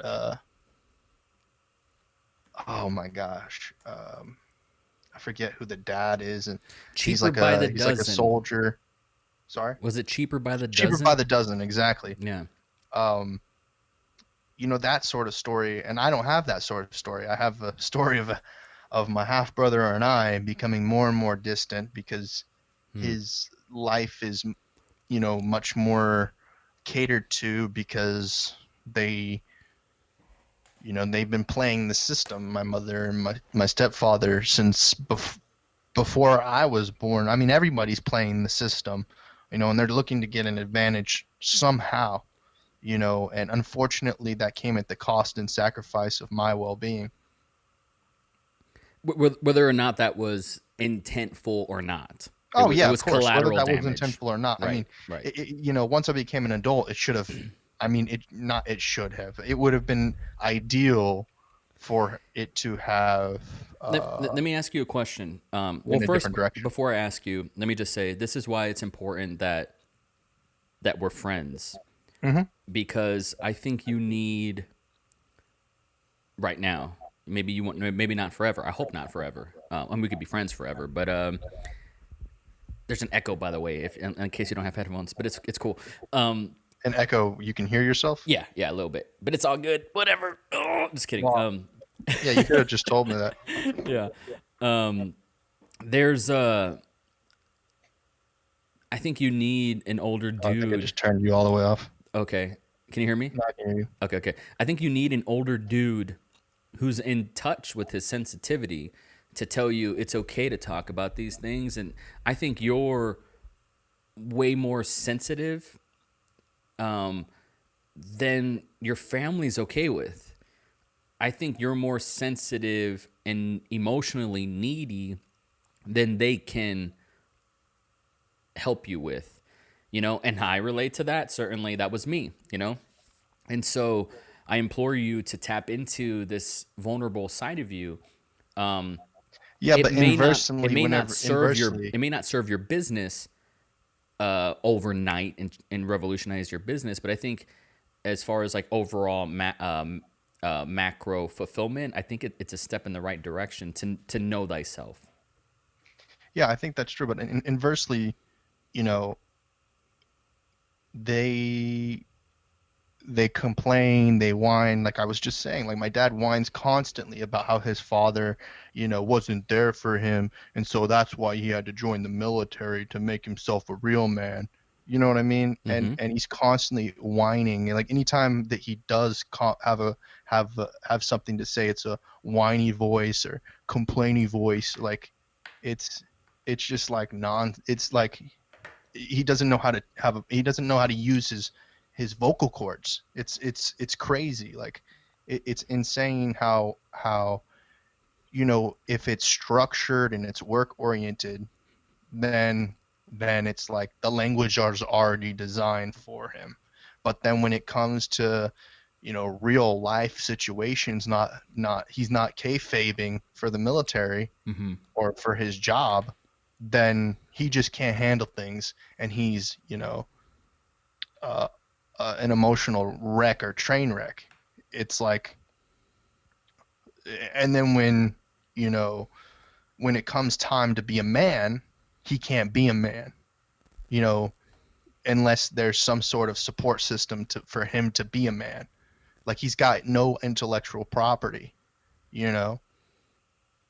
Everything he's Let me ask you, since I don't know if you know this or not, but we were on and it's public, so that's why I bring it up. But we were doing a podcast. I can't remember if it was for you or if it was on Brian's podcast because we did them. They're kind of a blur to me, and I haven't yeah. gone back to the playback Mm-hmm. because I was there. But you had mentioned like your stepdad and things kind of like I don't think you mean to do this, but you'll bring it up, right? And you'll talk about how basically, and this is my word, not cool that whole situation is Mm-hmm. with you and your dad, and how it kind of impacts your self-esteem, your Mm-hmm. perception on searching for like optimism during this time, and all kinds of things. What would it take for you to get to this threshold where you tell your stepdad, suck a dick, dumb shit, and then you walk away and you go do your own thing and you never see him again, and you become your own human and you're not dependent on anybody? What would it take for that? Oh, I've already done that. Like, I mean, So how does he still have this grip on you? be, it's an example. It's an example. Like I'm not gonna, I what see. reference am I gonna have to a failure of our government other than the embodiment of a U.S. soldier that fails to address the issues of PTSD? Right, which is pretty hard. It's pretty hard.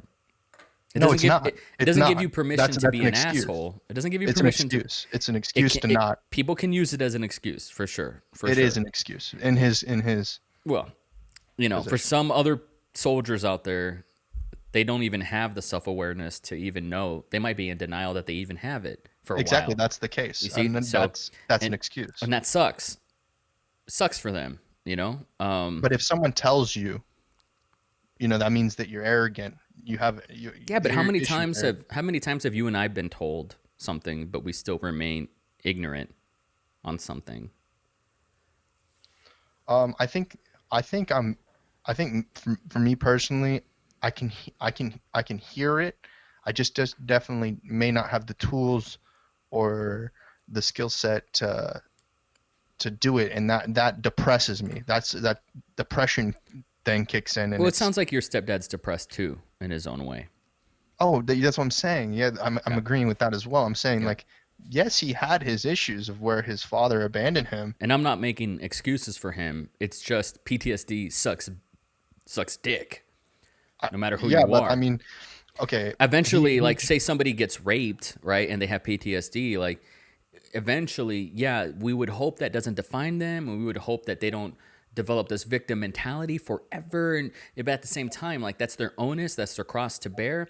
They do have to cross that threshold, but Can I ask you a we question though? can't tell them get over it. It doesn't work that way. That doesn't help either. Can I ask you a question though? Absolutely. So I know you're not big on education, I don't know what that but means. You've said that before. I don't know what that. You mean the school system, or you mean y- college? yeah, I mean the traditional school system and and going somewhere, paying money, Yeah, I'm not doing all. into. But just to be specific and hold on to your point, I'm not into paying to being $200,000 in debt for a film degree or something. I'm not Oh, interested okay, in but that specifically. you think it's important to do the fundamentals? I think it's important to do the fundamentals in film specifically because that's my No, world. like no fundamentals, like Math. understand your history, understand your English, understand your mathematics, your science, your. I do think that's important, but I don't think like the testing element that Texas has on proving education is like actually education. I believe in critical thinking. Like, let's talk about World War II. Let's talk about slavery. Let's talk about the Pythagorean theorem, but let's do it critically. Like, don't just give me a blank sheet of paper and ask me to show my work and say, yep, he gets it. Like, that's not education, in my opinion. Hmm. Okay, so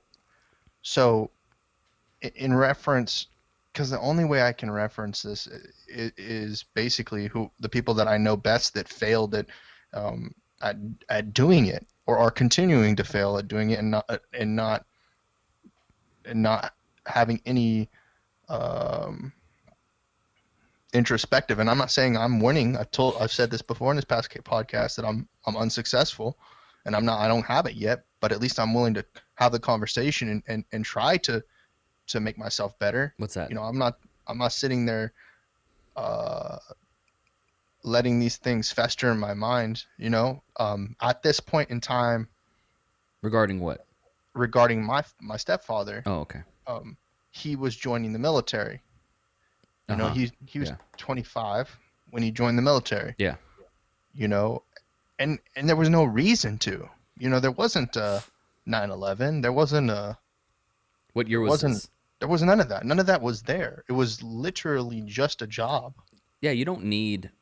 Are you saying like he wasn't, He had driving no other direction. I wasn't mean, as driving an over individual, IEDs? Like, what are you saying? Like, there was no purpose. There was no purpose to join the military. People who joined the military after 9/11 had a purpose. You know, they were going to fight an enemy, whether it was honest or not. They had a purpose. what about the They Gulf weren't War? just What they about weren't just? looking for a paycheck. I'm not gonna try to change your mind on this, but what you're saying is, what would be the difference if he went after 9/11? Even though logistically that doesn't make sense, like age He's not the wise. type of person. See, that's the thing. He's not that type of person. Okay, but what would have been the difference? Like, you would have been picking on No, I mean something I else, respect the right? people who joined. I respect the people who joined after 9/11 that thought that they were going to fight for their country against an enemy that was a corporate enemy, but they didn't know any better. I have remorse for those people. Okay, but you would have But liked your I dad hear the more. You would have argument. I hear this respected. argument. You would It's have like, respected him more. Is that what you're saying? no. It's not a matter of respect. It's What's remorse. I don't think I You have no don't have respect for remorse for I him have no now. respect for the U.S. military. I know you've said that quite a bit. There's no respect because it's But not let's be no honest. Let's be honest. Let's be it's not honest. the individuals. Let's be Okay. honest though. If your dad was cooler and nicer to you, I think maybe you would have respect for the military. Like, let's be honest, he No, he, he jaded no, it. no, no. No, because I don't have respect for the military. Not him in particular. If he chose to do something else, it would have been like, oh, he was just a dumbass. That's a totally different conversation. Like a dumbass. Um, but he, he the direction that he went didn't serve the purpose that it should have served. It did not. The military, him joining the military, did not correct the arrogance, did not correct the inefficiencies. He didn't get the training. He just became the worst version of what the military is. You hear, you know, imagine uh imagine a military movie. No, I mean, I understand what you mean by that. I Yeah, do, but I don't think that and makes that's him. I don't consistent. think that It's makes him consistent. a reflection of the entire military. I just want to make that Yes, clear. it's a consistent caricature of the military, and that's why I'm like I don't respect the military because it doesn't serve the purpose that it's intended to serve. Even for those that it clearly does. Which ones? You want me to name them? Yeah, an example. Well, I'm going to stick to the mainstream, and I'm not going to say, well, my uncle over here or my friend's neighbor over here, and I'm No, not I mean going to. it's more important if it was someone close to you. This person, you know, was going down the wrong route, may have murdered somebody, but went down this route and murdered somebody else. I don't know, It doesn't have to like be that extreme, you know. I know this one guy. I won't say his name, who was a Marine, and now he has kids that are adults, and he's just a. I only know him as a great dad. I probably would have never known that he was ever in the service. He's that dad that like is always fixing something. He's that dad that just kind of has to stay busy, but you could call him and he'll go over and he'll fix something, right? He's a good dude. He's a good dude. I would never ask anybody in the military like, did you see combat? Like, what the fuck? That's just not good soft skills at the very least, but it's also none of my business, right? Um, for some people, it is just a job, and that's that. And I don't, that's still worth more than, or it's not worth less, should I say, than somebody who makes my sandwich at Subway, right? dude, that's so ironic though, Okay, it because we just got done talking about how you got to be the best of the best to be in the WWE, but then we're accepting the fact of failure in the U.S. military. not everybody is going to be a Jocko Willink, right? But Dude, but if you're good enough, you can be a Navy SEAL. But not everybody's going to be a Jocko Willink. That's true. Not everybody's going to be a um. Oh gosh, I'm so dumb for not. I feel like that's just the set expectation, and I guess when we come to the military, we make these excuses about who could be or could not be in the military, you know. And so at the time, maybe the reality is what it is. No, We were hiring whoever. unfortunately, I think you're very close. Like you can't see the elephant. You're just Dude, I'm looking at jaded. I'm jaded exactly, as it comes exactly, and so that distorts your perception. It because it put. failed me I as a understand. Yeah, as but like a subcontractor to the bullshit. I no well as a son of a father, right? If you want to boil it down to its parts, but but Also, he the archetype of like of a soldier and having the negative perspective is like counterculture. there's this idea of like it sucks. There's this cultural idea that it sucks to be Michael Jordan's son. Hmm. You have all this expectation to be a basketball player. You have all this because it's in your blood. You have all this expectation to be a great basketball player. And you have this big asterisk that you'll never be as good as your father. This is just a situation that Michael Jordan's son was born in. He didn't ask for this. But Hmm. are we going to say that Michael Jordan, the NBA is trash because Michael Jordan's son didn't have the love that he wanted because he was too busy winning championships and he didn't pay attention to whatever. You know what I mean? It's the same thing in an opposite spectrum of like success, of being highly successful, right? Hmm. But he could still be jaded, and it will distort Michael Jordan's son. Could still be jaded and distort his entire perception over an organization, but it's still jaded. Is my point? You know? Oh, but I mean, yeah, um,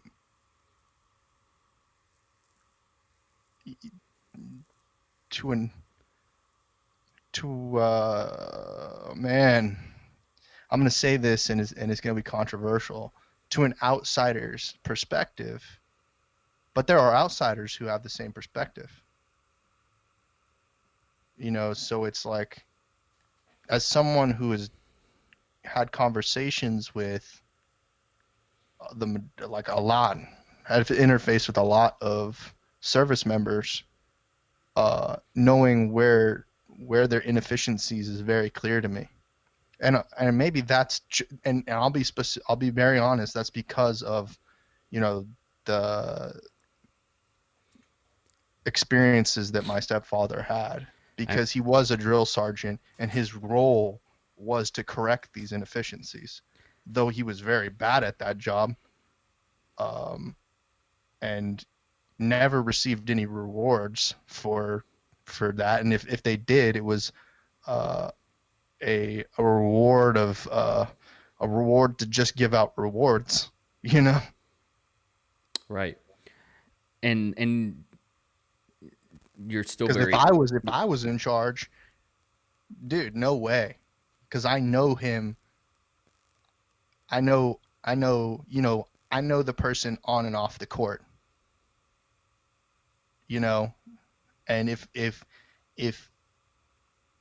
you're kayfabing all the time, or at least for one demographic, but then you can't do it for the rest, then it's like, well, you're not authentic, even to faking it.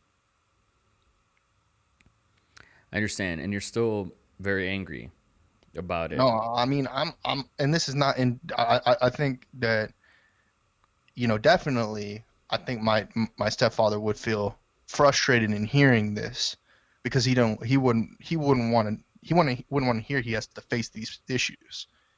But he's so confident in his uh nonverbals, in in and then when he does get verbal, in communicating his uh, discrepancies with me, that we can play airball all day, but it's the people who hit the 3-point shots that win the game. When you were a young Trent Knox, like a kid, Hmm. whose love did you need more of when you were growing up? Your mother or your stepfather? When I was a kid, I was just always trying to find a girlfriend. I was always trying to find something. Like, but are we talking about like before I was 8 years old? I'm talking about growing up, like, um, Um, when your stepfather was in your life and, you dude, know, so here's the when, when, thing, when it like, mattered the most, whose love did you crave more of? Obviously, you wanted both of them, right? you know, here's the thing though. I just wanted to be taken care of. It wasn't a matter of love, because No, I when I, understand. I totally understand. I get that. I totally do. But I mean, whose love? I'm obviously quite close with my grandmother, because uh, there were just so many times in my life where my mother abandoned me, and she wouldn't like me saying that, but it's true. It is true for me, and she'll make excuses and excuses and excuses. Um, but my grandmother has always sort of foundationally been there, um, I for I me. totally, and you've made that very clear, and I could tell by your pictures with her how much you love her.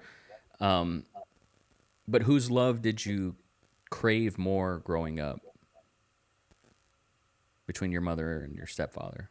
None, none. Because the only way I see love is like in, you know, uh, physical. Like I don't see, obviously it's hard to say, because after a certain point, my mom just started neglecting me and you know, stopped caring for me. Probably, I mean, I completely understand why, because shit was just going hitting the fan in so many ways. The 9/11, none of this was all, none of this was probably in her plan. Um, and just it kept on shit hitting the fan, hitting the fan, hitting the fan. She was always in recovery mode, and so like I can make excuses for that, but as a man, there's no excuses. You know, we don't get the opportunity to make excuses.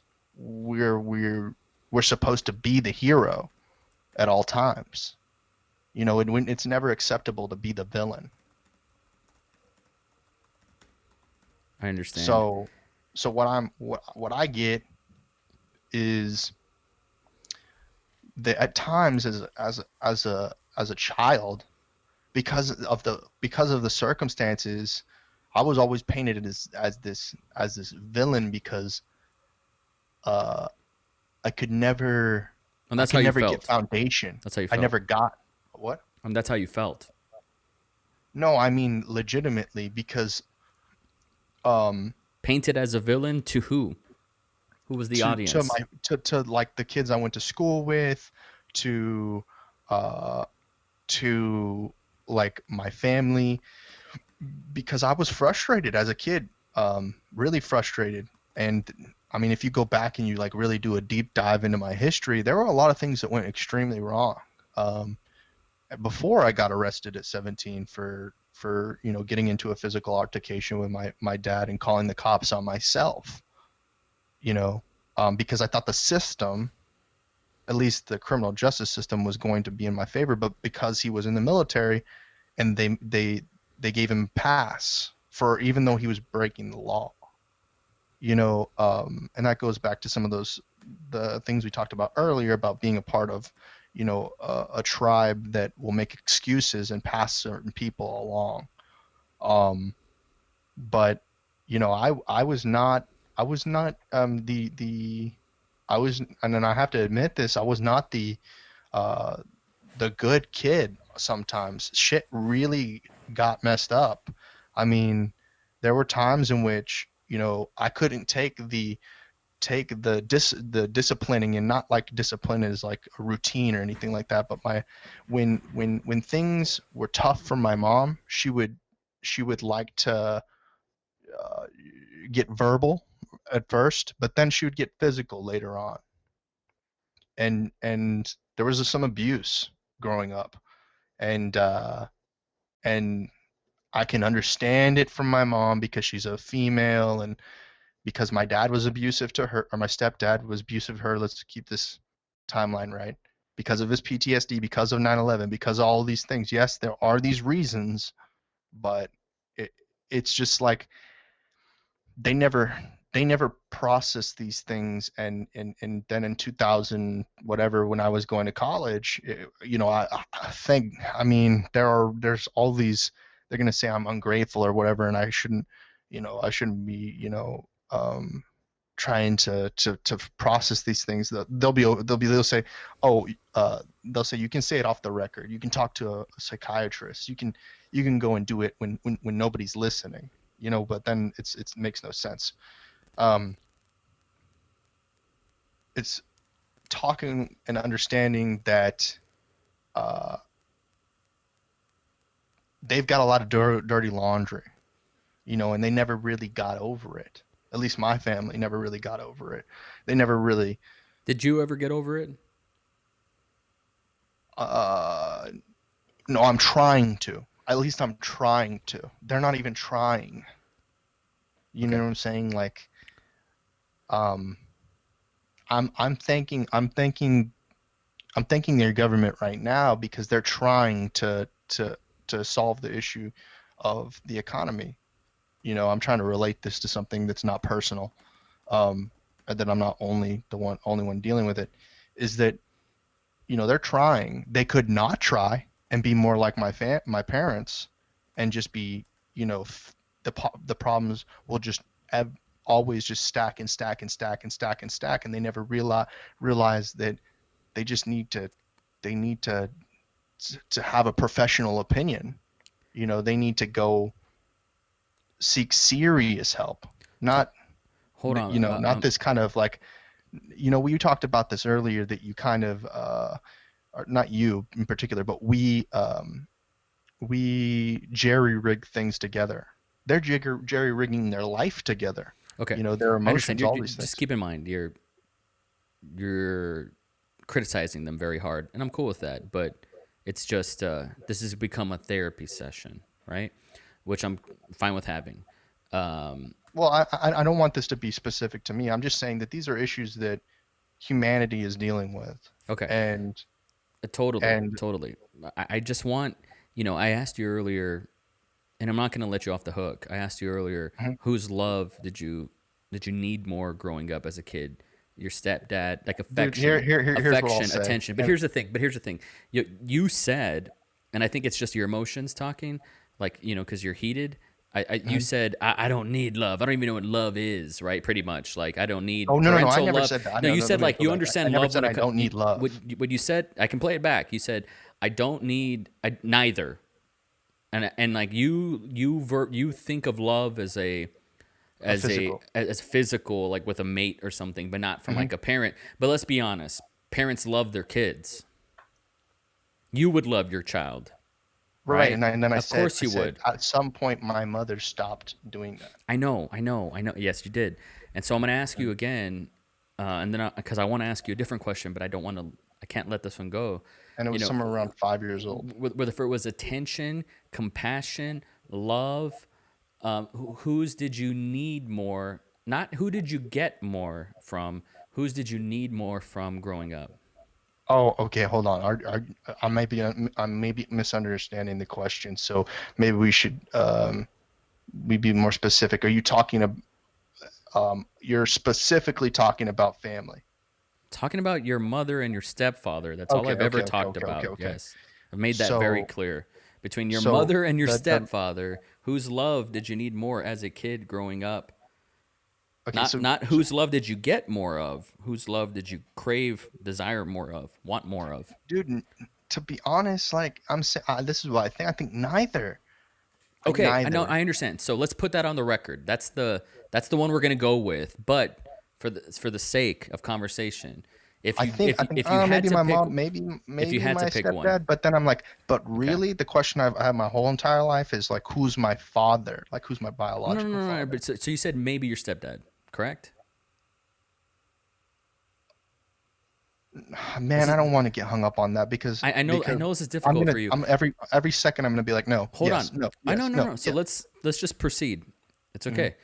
Um, your stepfather. Who did you have to be growing up to get that love? Um, it didn't. No, no, no, no, no, Man, no, no. I know. But just who would you have had to have been, or how did you behave growing up to uh, or how would you have had to behave to get that love from him?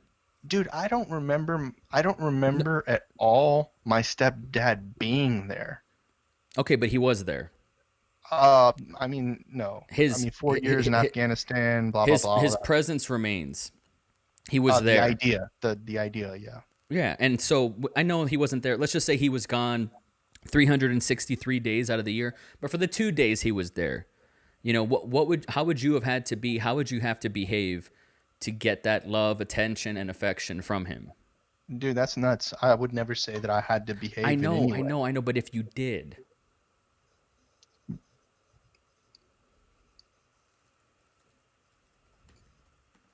Dude, I don't know him that well. I don't know him. I have no idea. no. But you say on the podcast, you make it sound like you know him so well. You go as far as to say I know all of its how faults, good of man. a soldier he was, or how good of a whatever branch he came from, like how good of a military person he was or wasn't, how bad Mhm, he was at his job, and he wasn't the mhm. stepdad I needed, and he was this way to my mom. It's like, so you know so much about him, you know so much about what he wasn't, but now you're telling me when it comes to this, oh, I don't know him. Because the issue is inverse. Is what should he I have know, done so I much to know, deserve my love? I know. Sure, sure, sure. I know that's the way you feel. Totally. I would feel that way too if I was in your shoes. Dude, Um, whenever before he joined the military, um, there are photos, that seem much more like we were closer. But I don't really have cognizance of that time. of course. So you don't know you didn't know him, but at the same time, like you let your guard down a little bit. I'm not trying to spring on a gotcha onto you, so don't feel that Sure. way. Um, but you did say that you know maybe growing up a little bit, maybe 51, 49, maybe just a little bit, that you would have craved proper attention, love, affection, compassion, care from your stepdad, how would you have had to be on his good side? Like, what did you have to do growing up? Um,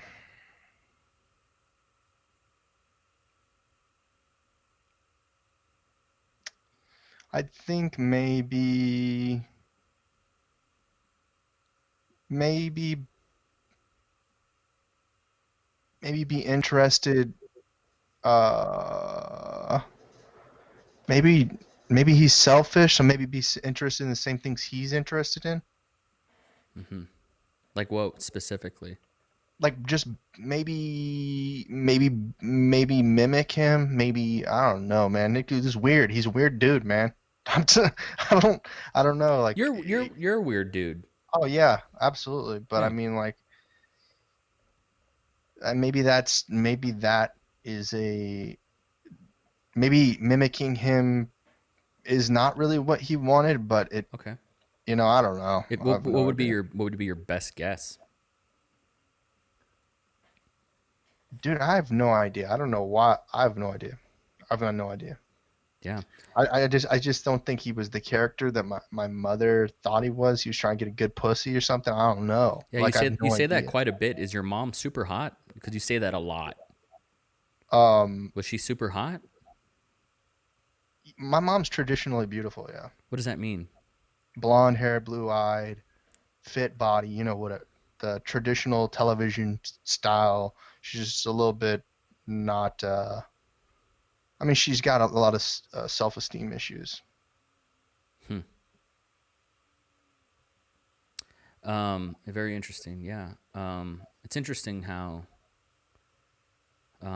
so raw and like so much how so much there's so much pain there. You know, I really wish you didn't have to feel that way. Um, Yeah, I don't think anybody. like I don't know. the way I see it is like you're a slave to it. It's owning you. It controls you. And like an ego, it wants to be fed by you, and it will be fed. You know, it will take shape as a victim to be fed. It will take shape as something that was hurt, a pain body that needs that is like the source of all certainty comes from this relic of uncertainty. It's your blueprint, you know? And it's not the best one that's going to match the lifestyle that you desire, that's going to match the results and ultimate goodwill and self-esteem that you desire, that we all desire, you know, but it's not going to serve you in the long term. And I know you conceptually, abstractly understand that, but I wish I could snap my fingers like Thanos and it would just disappear and dissolve. And then you'd be left with like this your true self, and then maybe you could take a step into progress and maybe take one step into who you want to be, not as a reaction of what has happened to you, you know. I really want that for you. It's crucial. Hmm. It's crucial, you know. Uh, building on that, I think that I just. Anytime we get into like these little debates and stuff, and like we get into philosophical quandaries and things of that nature, which I enjoy, Mhm. your stepfather inevitably comes up. It's like an ex-girlfriend, you know. Dude, I just don't have anything. I don't have, you know, that many It's I know references. totally, but it's hard to compete with that when like the roots are just kind So of here's another example that I don't really get into that much. But I actually don't know enough about it, so it's almost like, and then I have to preface this way, because it's not any way a dig or anything like that, or even um, there's no purpose in there. I don't know the answer. This seems like I definitely feel like I have more of a grasp on my stepfather in the military, but my I was born in Nevada. You talked about being born in Oklahoma.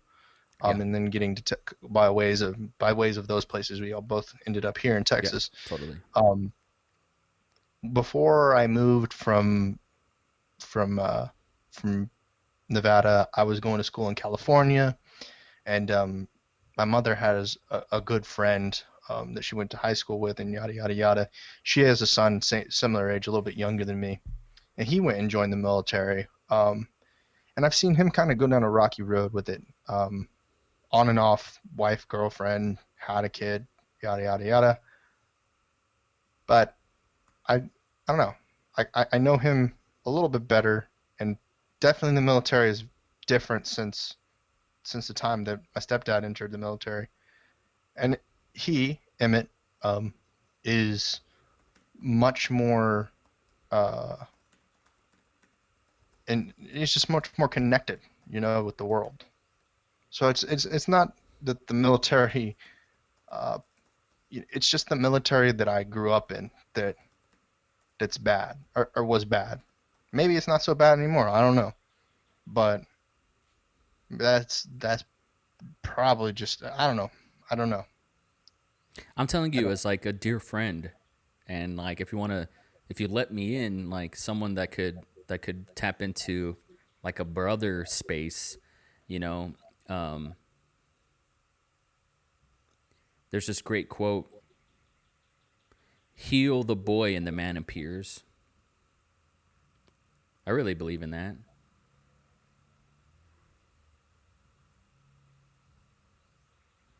What is that? What what do you how do you interpret that? I interpret that like I look back at Young Knives and I have to just tell him like it's not your fault. It's not your fault that you didn't have Captain America as your dad. It's not your fault that your mom was a single mother and couldn't take you to school and be the emotional support system that you needed. It's not your fault that you grew up so isolated and alienated from the world and you were a sensitive soul and you needed a friend, somebody to listen to you, and that you weren't just looked at as a burden. It's not your fault, that you weren't be there for you weren't that Young Knives wasn't there for certain events that he should have been there for. It's not his fault, and I tell him I love him, Young Knives, and I say it's okay, and it's gonna be okay. And then once like he's healed, thank God, and I'm so happy for him and he's good. Now here I am, 32-year-old Knives, and I have to reckon with me as a man and what I have and who I have to be there for. And I go back to hunting and sharpening my tools, so to speak, insofar as my work, and how I provide. And then there's like an ownership that takes place, right? Of I'm accountable for my Maslow hierarchy of needs. And so I'm going to start getting to that. That's all I can control. I'm not going to I can't create a vaccine for COVID-19. I can't heal my father's PTSD, and so on. But what I can do is be the best man that I could be someone that would want to be friends with me, be there for people who maybe wouldn't be there for me, but I'd be there for them, so they can count on me in their time of need and so on, and once you heal the boy, the man appears. And you start realizing that it's a lot of work, but ultimately when you boil it down to its essence, it's a decision, and it's quite healing and it's good for you.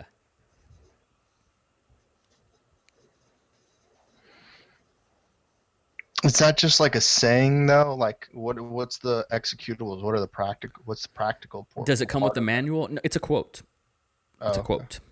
Yeah. It's a quote, buddy.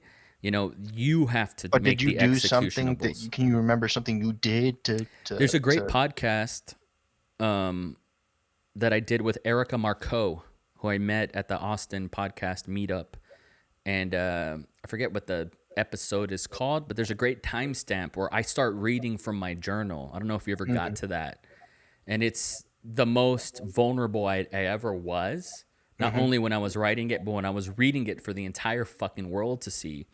Mhm. It was like the entire world looking at my dick under a microscope, like so vulnerable.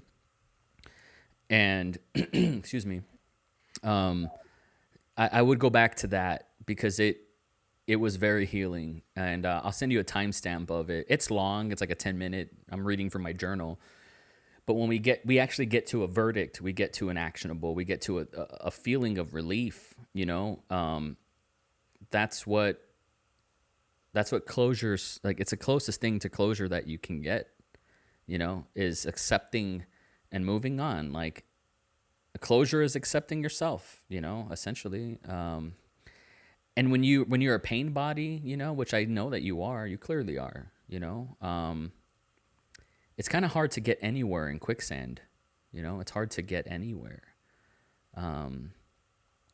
Especially during this time, like it's going to be impossible, and you can save yourself a decade if you cut that cancer out as soon as possible. That'd be great. I want that for you.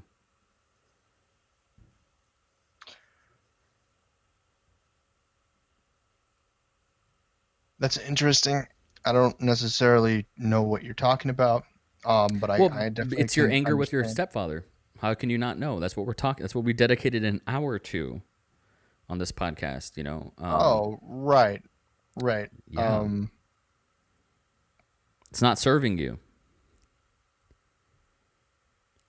Right. Hmm.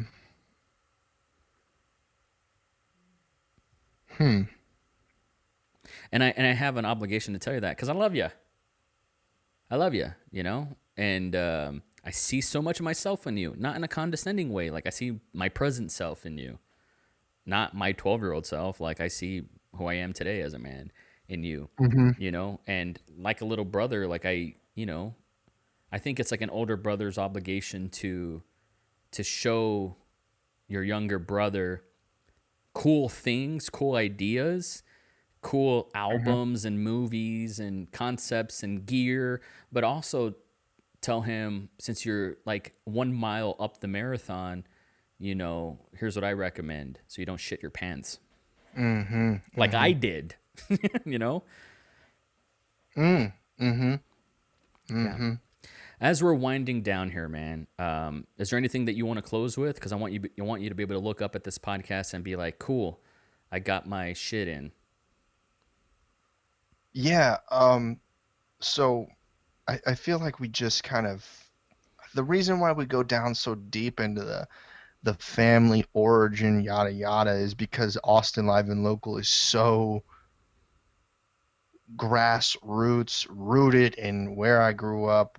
What are people like where I grew up? What kind of ecosystems develop out of that?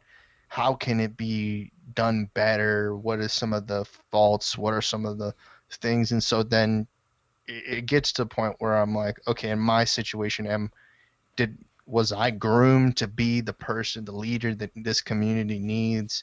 And then I'm super critical of myself, so I look at like what behaviors do I exhibit that are reminiscent of the situation uh, that I grew up in, the characters that played in that situation, and then what would be better. But and then I talked to you about the fact that Austin Live and Local is not, you know, the name is not an original idea, and then at any point in time, is there going to be some sort of like contention with that being there? Um, because someone say, "Oh, that was my idea," or whatever, um, and then having to do I don't know what the answer to. Was Austin Live and Local ever like an S corp or an LLC or something? No, I'm the first one to make it that. Oh, well then you have nothing to worry about. Yeah, sort of. Period. I guess, but Period. to the maybe. I Yeah. mean, I mean, you're more it, than welcome to reach out to this person. yeah. I mean, that's the thing. Ha ha ha. That goes back to where I was talking about. Is if opportunity is knocking, it should reach out to me. Um, that's this. Yeah, You know, but swallow your pride and reach out to people first, because I maybe mean, I have, maybe I have. maybe from I'm their not. perspective, you're the opportunity, so the onus I'm is on you. obviously just not talking down the right channels. I can't, I can't go on a fishing expedition. If I chat with them here or there, or maybe it wasn't the right time, yada yada yada. All of this, that maybe I don't even know who they are. I shouldn't. I just know that they exist. Sure. Um, Maybe uh, you're the opportunity, and it's the responsibility is on you to reach out to them. Maybe they're waiting for you. I don't know. Yeah, I don't know who they, them, thus. All proper pronouns. I have no idea. Like Seems like something you could easily figure out, though. no, it's not. That's what I'm You saying. can't DM. That's what I said I did. Like you're not following what I said. I've done that. That's been done. It's the ball's in their court. You know, the Sure, ball's in their court. So that's then good, the man. next thing is like, obviously, you have Indie Darlings. I have Cyber City Media, and that project, you know, is a matter of just letting it age as well. You know, it's more of a online international project than it is, localized. Has similar, um, has very similar. What am I blanking on here? For the word I'm looking for, same morals, same ethics, same values. That's what I'm looking for. Values has similar values. Obviously, it's just not rooted in geolocation, and it has a little bit more an emphasis on a culture, internet culture of Twitch and Periscope and live streaming, and um, a sentiment towards futurism and Bitcoin technology and this sort of things, and developing and creating content surrounding that. And then obviously, I've got my esports project, and some other projects that have arose, just out of like necessity, like the idea that gig economy workers in the rideshare space need access to informational resources and education space, and sort of things like that, of just coming from my experience and some of the trials and tribulations that I've gone through delivering groceries or delivering food, um, or driving people around, um, online. And then I guess another project that I have is my personal project, which is the Trent Knox Productions company, in which I'd love to make more music videos, short films, narrative-based projects. Um, and I'm like at this time I don't consider myself a writer. Um, I'm not developing a screenplay or doing anything like that. So I'm not that creative in that regard. I'm more of a technical person right now. I just want to execute, get GSD, have find the finances to get the work done for people who are more creative and are more focused on painting the picture and having the right tools to paint the picture, having the special colors that they need or whatever that thing is, and and being the go-getter for that. Um, and inversely, you know, unfortunately, I don't have a ton of money, so I can't get people to go get things for me. Um, and I also don't necessarily, I don't necessarily know if my toolbox will fit the things that I want. Which is what? What do you want?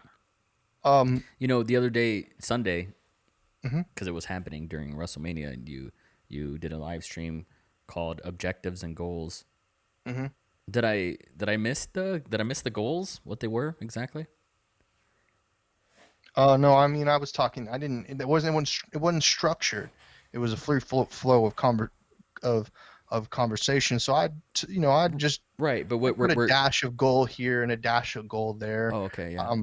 And I've stated my goals several different times in a structured format, but in that way I was trying to just like play with the Play-Doh, try and figure it out, try to make a dinosaur, try to make I'm a Mr. Potato Head out of the Play-Doh, try to, and then turn that into something and make some sort of thing out of that. I was being very abstract in the way I was talking, and that's a to my detriment. That's probably something that I do a lot, is that I don't really go in, and even in this podcast, I didn't really go in.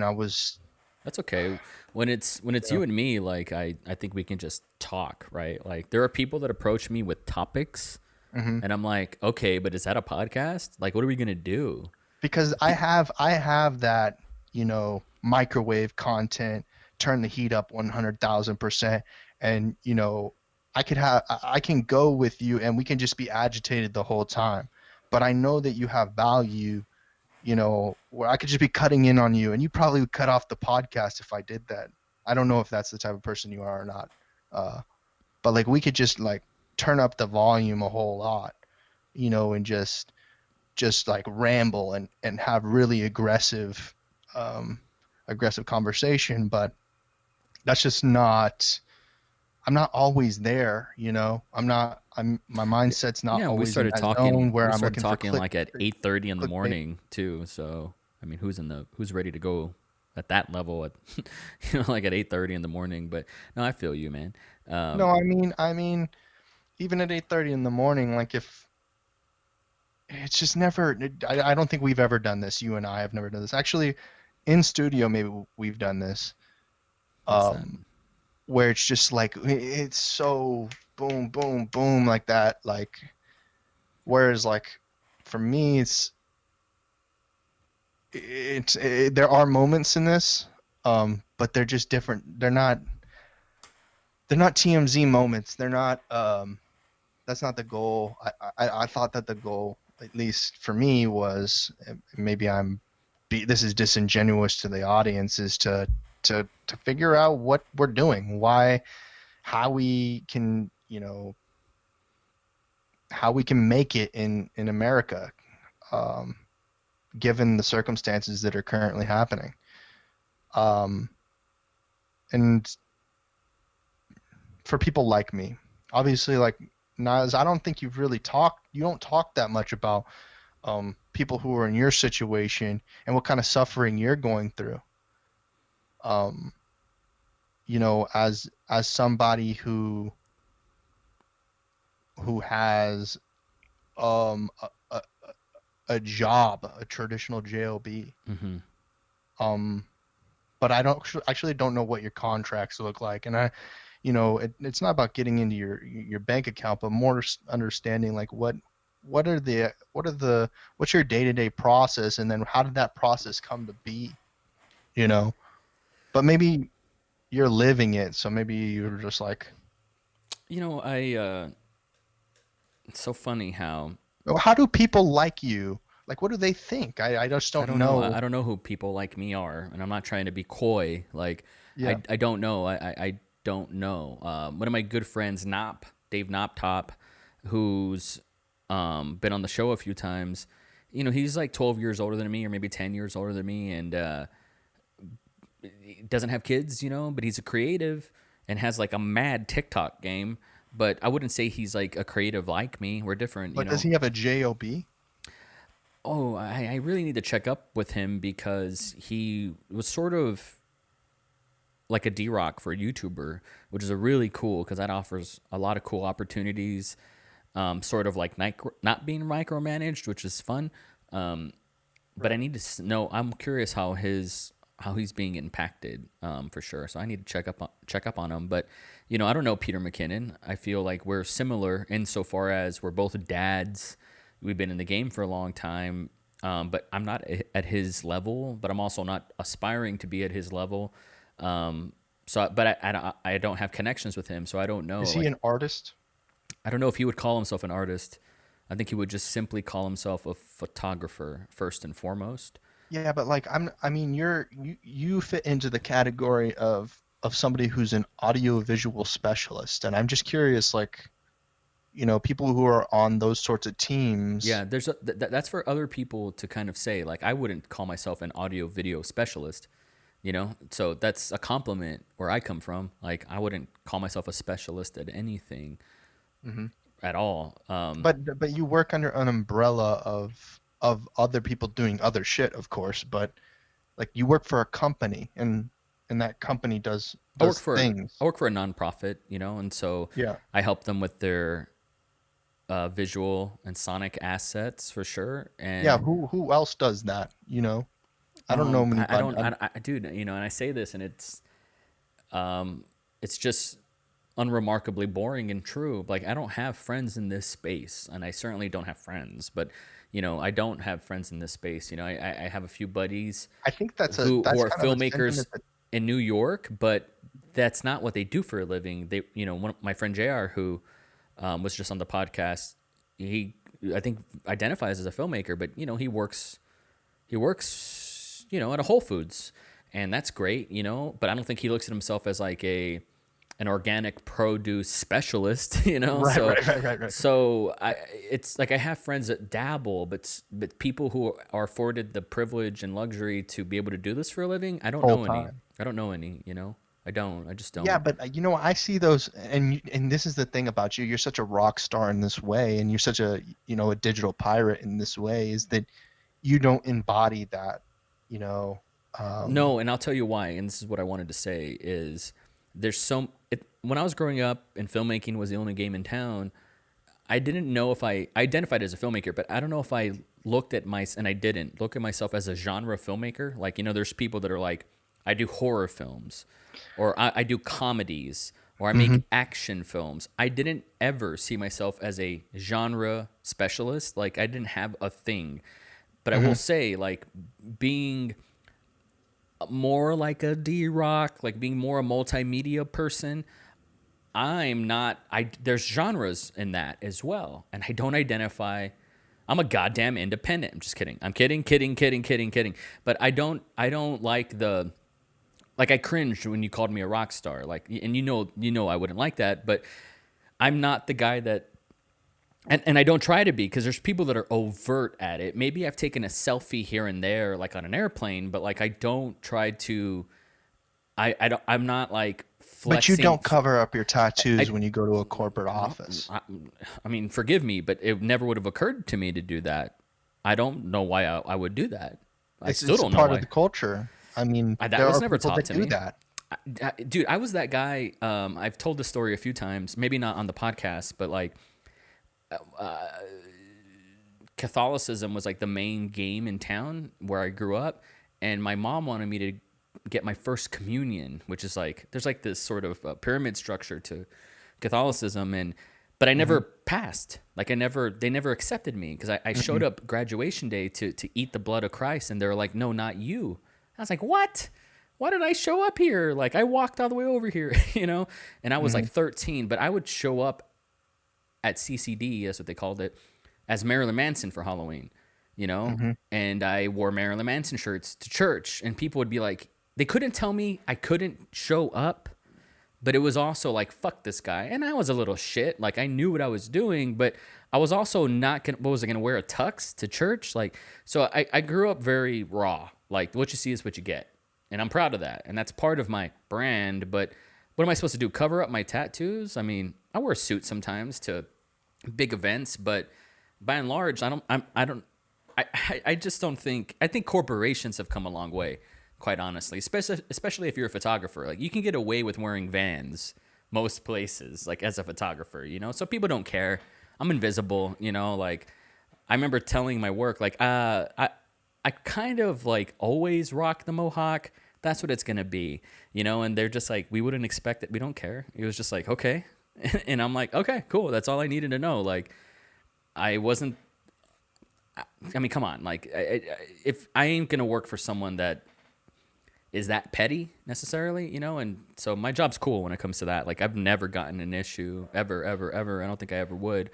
And I also, that was my first I impression. mean, it's a totally different time too, but I Yeah, mean, totally. when I think of AV people that are like you or whatever, I think of kind of stuck up. I kind of think of them as, not they're the type of people that don't want anybody to and they're so protective of their job. They're That's like part of it. Yeah, if they if I've met them too. I've met them too. Yeah. those people, and I mean they did cover up their tattoos. They do whatever whatever had they'd have to do. For They'd like, me, like working a job where I don't have to cover up my tattoos, like is success. hmm You know, yeah. For other But people, they like, want to but succeed in you a also different have the way. personality that you'd never cover up your tattoos. Yeah, I don't know why it wouldn't have occurred to me to do that. I will say, and I've said this before too, and Claire doesn't like this, but if I was 16 hmm today, and like growing up the way kids are, like shit, I would have been one of those guys that got tattoos on their faces. I'm still a little conservative, and that I think that's pretty gnarly. That's a commitment. But hmm today, growing up on how just wild everything is, I think I would have been that kid that was like, yeah, get a tattoo on my face, and been like, what? What of it? But is that like, You know, are tattoos a part of your culture? my culture, yeah, yeah. I But mean, is tattooing your face a part of your culture? well, I think tattooing your face is now accepted in a mainstream sense. It's still considered provocative, but the same way that a septum 15 years ago, septum piercing was considered provocative.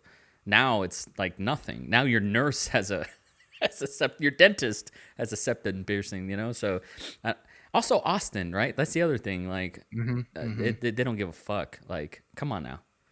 Have you ever gone to IKEA in Round Rock and there's this guy with like an orange mohawk that's like 2 feet tall? Yes. You probably know exactly who I'm talking about. Like Yes. every time I see that guy, I'm like, oh yeah, I live here. This is cool. It's pretty fun. Yeah. But I don't like the. And if I was a millionaire, I hope this wouldn't change. I wouldn't. I don't think I would change, to be honest. In terms of like look at Adam Sandler. This guy looks like he just wears a t-shirt wherever he goes. I think I'd kind of stay that way. But dude, there's something about me that when I grew up, I just wanted to be that guy that hid his tattoos. I wanted to be that guy for some reason. Interesting. And that's my dad. That's my stepdad. Maybe that's the thing. I was like, I still linger. He hides his tattoos and all that stuff. Yeah, that's in the military culture. You have to do that. Yeah. Yeah, I didn't grow up with that. I didn't. Maybe my father would have called me a fag or something if I had a, Dude, t- I wish. a I tattoo at wish. That's just 16. not the case. Like, I mean, behind closed doors maybe, but not like not in reality. Some place, dude, somebody, I don't know, something just shifted my paradigm. Maybe especially after high school, it was just like I went and lived on my own, and my best bud, was my roommate, and we just had a complete disagreement because he was criminal justice. He was stuck on the whole concept of, drugs, no, didn't understand beyond the blinders what was going on. And then, maybe that's changed since now I haven't spoken with him forever, dude. We got into a disagreement and it was just over. No more communication. I tried to reach out to him before, but it didn't really go nowhere. Uh, and I haven't spoken with anybody that I grew up with really. I mean, I see him every once in a while and be like, "Hey, what's up? Whatever, what's good? What's poppin'? Whatever." Obviously I'm way different culturally than I was when I grew up. I was like I told you on the we were texting back and forth. I was like, man, I was an FFA kid, auto tech football kid, and now I'm like this gamer, which I was a gamer growing up too, but it wasn't like it didn't define me in any way. But now it seems to, you know, oh, he's the Interesting. guy who does esports too, or he's the guy who does this or does that, Yeah. kind of definition in that way, kind of whatever. But um, my style's definitely not. I don't wear boots that much anymore because shit's uncomfortable. And I'm not, you know, I don't have any reason to wear steel toes or anything like that. I'm not even working on anything stupid, auto techs or cars or anything. I need to protect my feet. Um, so I mean, like, I'm just way chill, and I go to the beach, any type of place I take off my shirt or whatever. I guess I'm not walking around the world shirtless, but you know, I don't have any issue with tattoos. I just don't know, I don't know with tattoos. Like after getting my second tattoo, I was like, maybe I shouldn't have done that. Maybe I should have been more thoughtful about the art. I didn't. It's funny you mentioned that because Mm, growing up, I also knew that I was gonna have this career as an artist, and nobody was gonna like. I'm an artist, so it was easy mhm. to kind of just buy into. I've never felt after getting a tattoo like, I don't know if I should have. Man, what if Bank of America doesn't want to? I've never thought that ever because I chose I chose a Oh life man, in I had that tandem feeling with my with my first tattoo. lifestyle. My first tattoo was like, oh, I don't know, maybe I shouldn't or whatever. But my second one, I was like, damn man, because it was a new tattoo artist. She was just doing it for like really, it was like not a good deal. I mean, it was a great financial deal, but it wasn't like, I didn't know. I didn't know. I was too stupid. I was 18 years old or whatever, you Yeah, know. yeah, Um, but I just didn't. I didn't put much thought into it. And if I did it now, I'm sure I'd have a huge back piece or something like that from like Kat Von D or something like it. Like yeah, something serious. Like an art, a piece of art. yeah, Whereas tattoos were like, it was just like I don't know. It was like, oh, this thing looks cool, but not knowing like anything. What is that? What mm-hmm, and is the artist going to draw that good or whatever? What? yeah, I have no idea. So I'm just kind of, my next tattoo, if I would do another tattoo, um, it's got to have a lot of thought into it. of course, yeah. You got to put a lot of, and also like tattoo artists. Like I was offered a lot of free tattoos when I was working with this tattoo artist who was pretty good at doing tattoos. No disrespect. It was just like me personally was like, well, what do I want to sacrifice? Getting a tattoo for free, does not. You gotta give something up. You know. Yeah, yeah. I mean, I And grew I'll up. also associate tattoos to lovers. So like the first tattoo was associated to one lover, the second tattoo was associated to another lover, and so like I never got a tattoo for the third lover.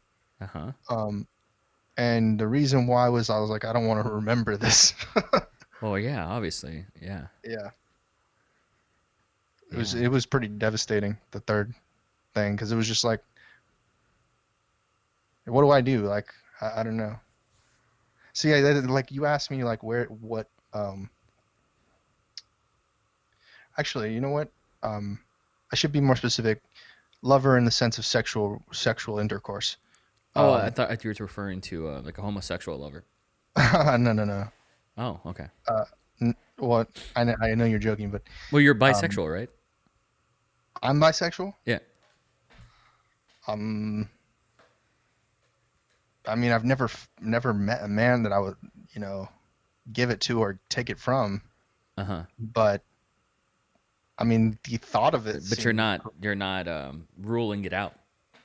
No, I mean the thought Is is obviously a turn on. titillating. It's a turn The on. idea Yeah. is titillating. The idea is hot. That's what you're saying. It's hot. It's super hot. Yeah. Um, But none of those tattoos are from male lovers. After no, all, huh? no. None of them. Well, I only have two tattoos, so no, So none of so them are from so male so lovers. neither. Um, Interesting. Shocking. so let me think about this.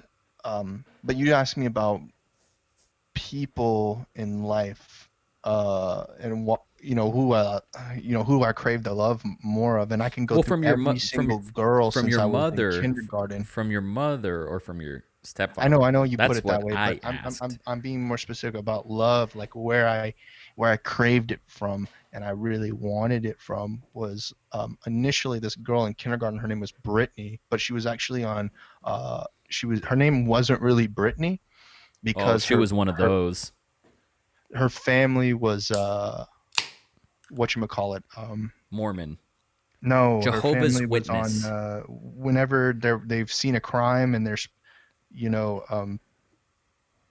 they were taken away from the area that Witness protection. they were under. Yeah, she was from witness protection, right? Um, something like that. That's the story. I don't Okay. remember it that much. And then In I got kindergarten, she told you that? no. This is a story my family tells me. I don't know.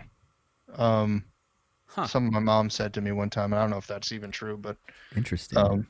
um, yeah. Then Sarah, who I recently saw, and she was working in Round Rock. How's she doing?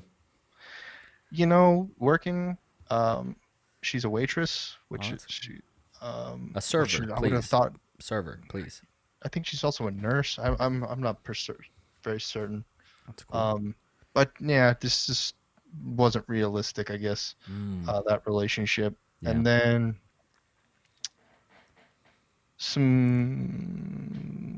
some.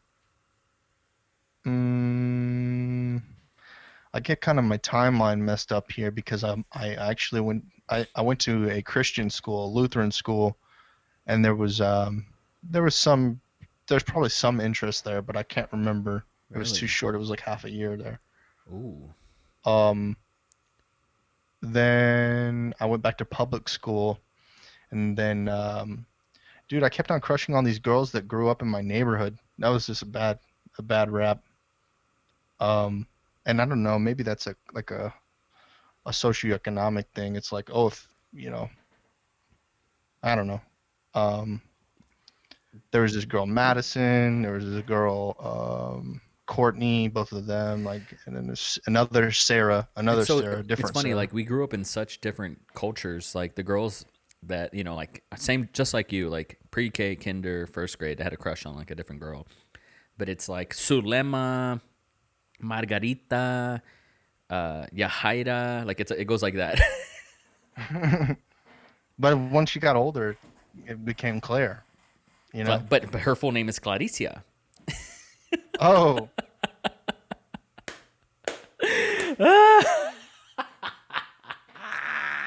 I've only dated three intimately, three white chicks. You know, uh-huh. not for me. But You want to hear the offbeat one here? okay, Um, Not offbeat. That's probably fucked up. Um, I did date an African American girl in my freshman year. I actually really liked her. you know what that means. What's that? You're not racist. I guess that's true. That's what Um, that means. I would have led with that.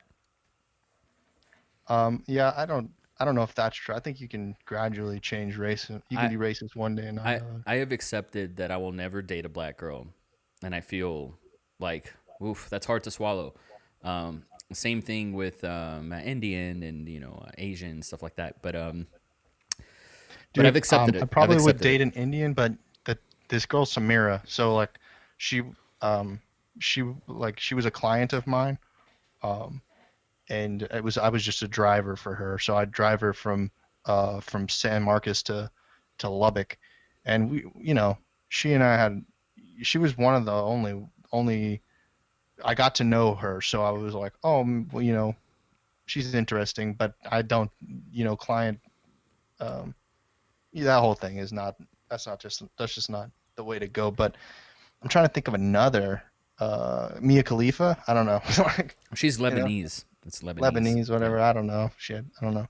yeah. Um, um, yeah. Outside of that, it's all been white girls.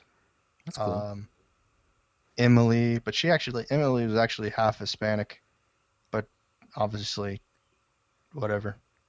Obviously, Um, yeah. That's cool. Yeah. Do you feel comfortable with putting all their names out there?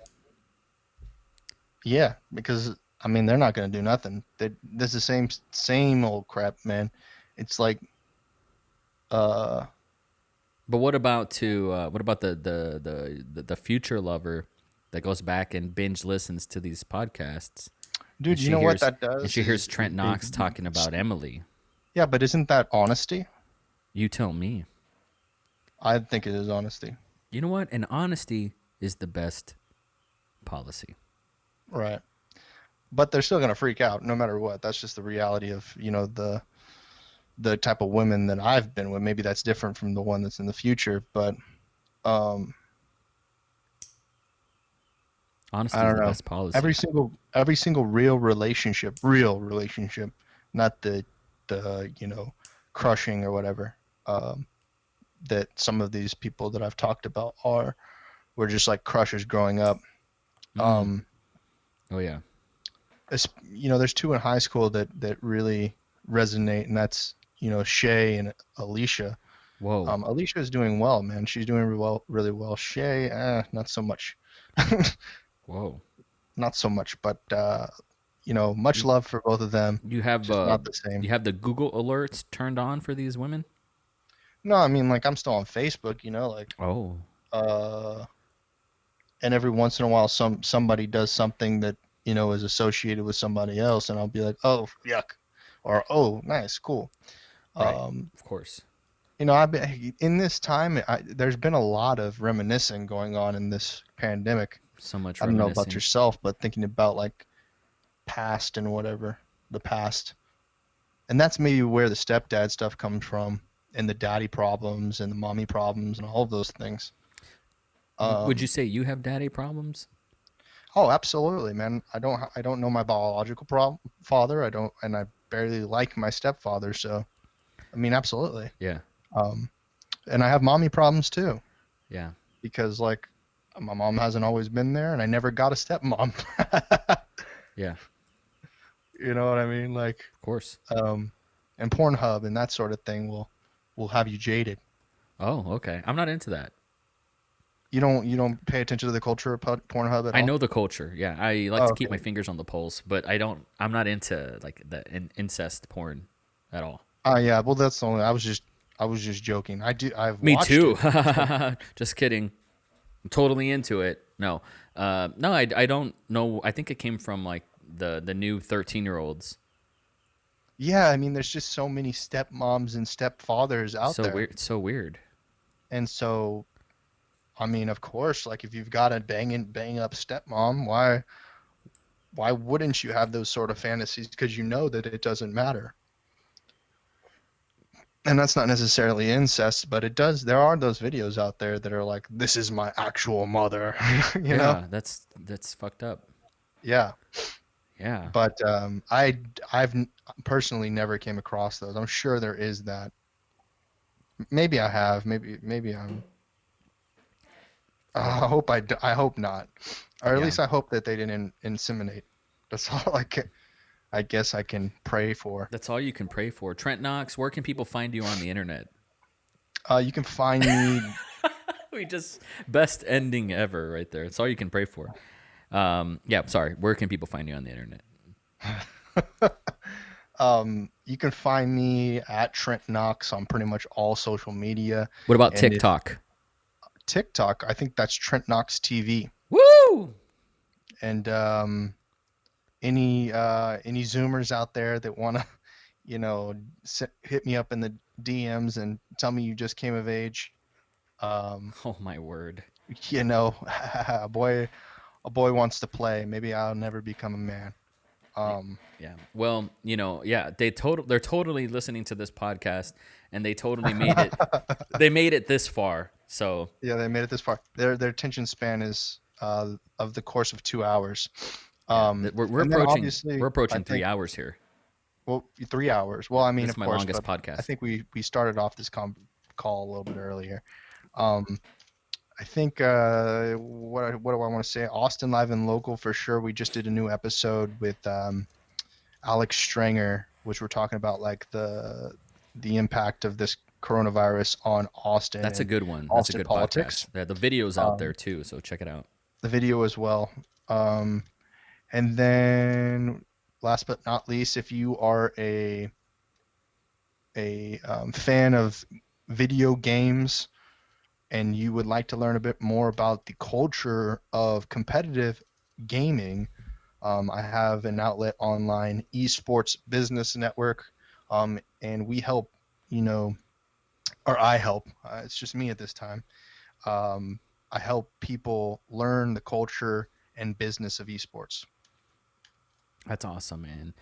Trent Knox he's taught me so much about streaming. I don't think I would have got an Elgato Cam Link without him. I certainly wouldn't be able to record the way I'm recording right now without him. So I thank you so much for that. If you guys want to know more about the audio video landscape, if you want to know more about live streaming, if you want to know more about what's happening April 2020, the cutting edge, the bleeding edge of streaming, esports, and everything of that nature, whether if it's Twitch, you'd be surprised how many people are not inoculated into that scene. I must implore you to check out Trent Knox.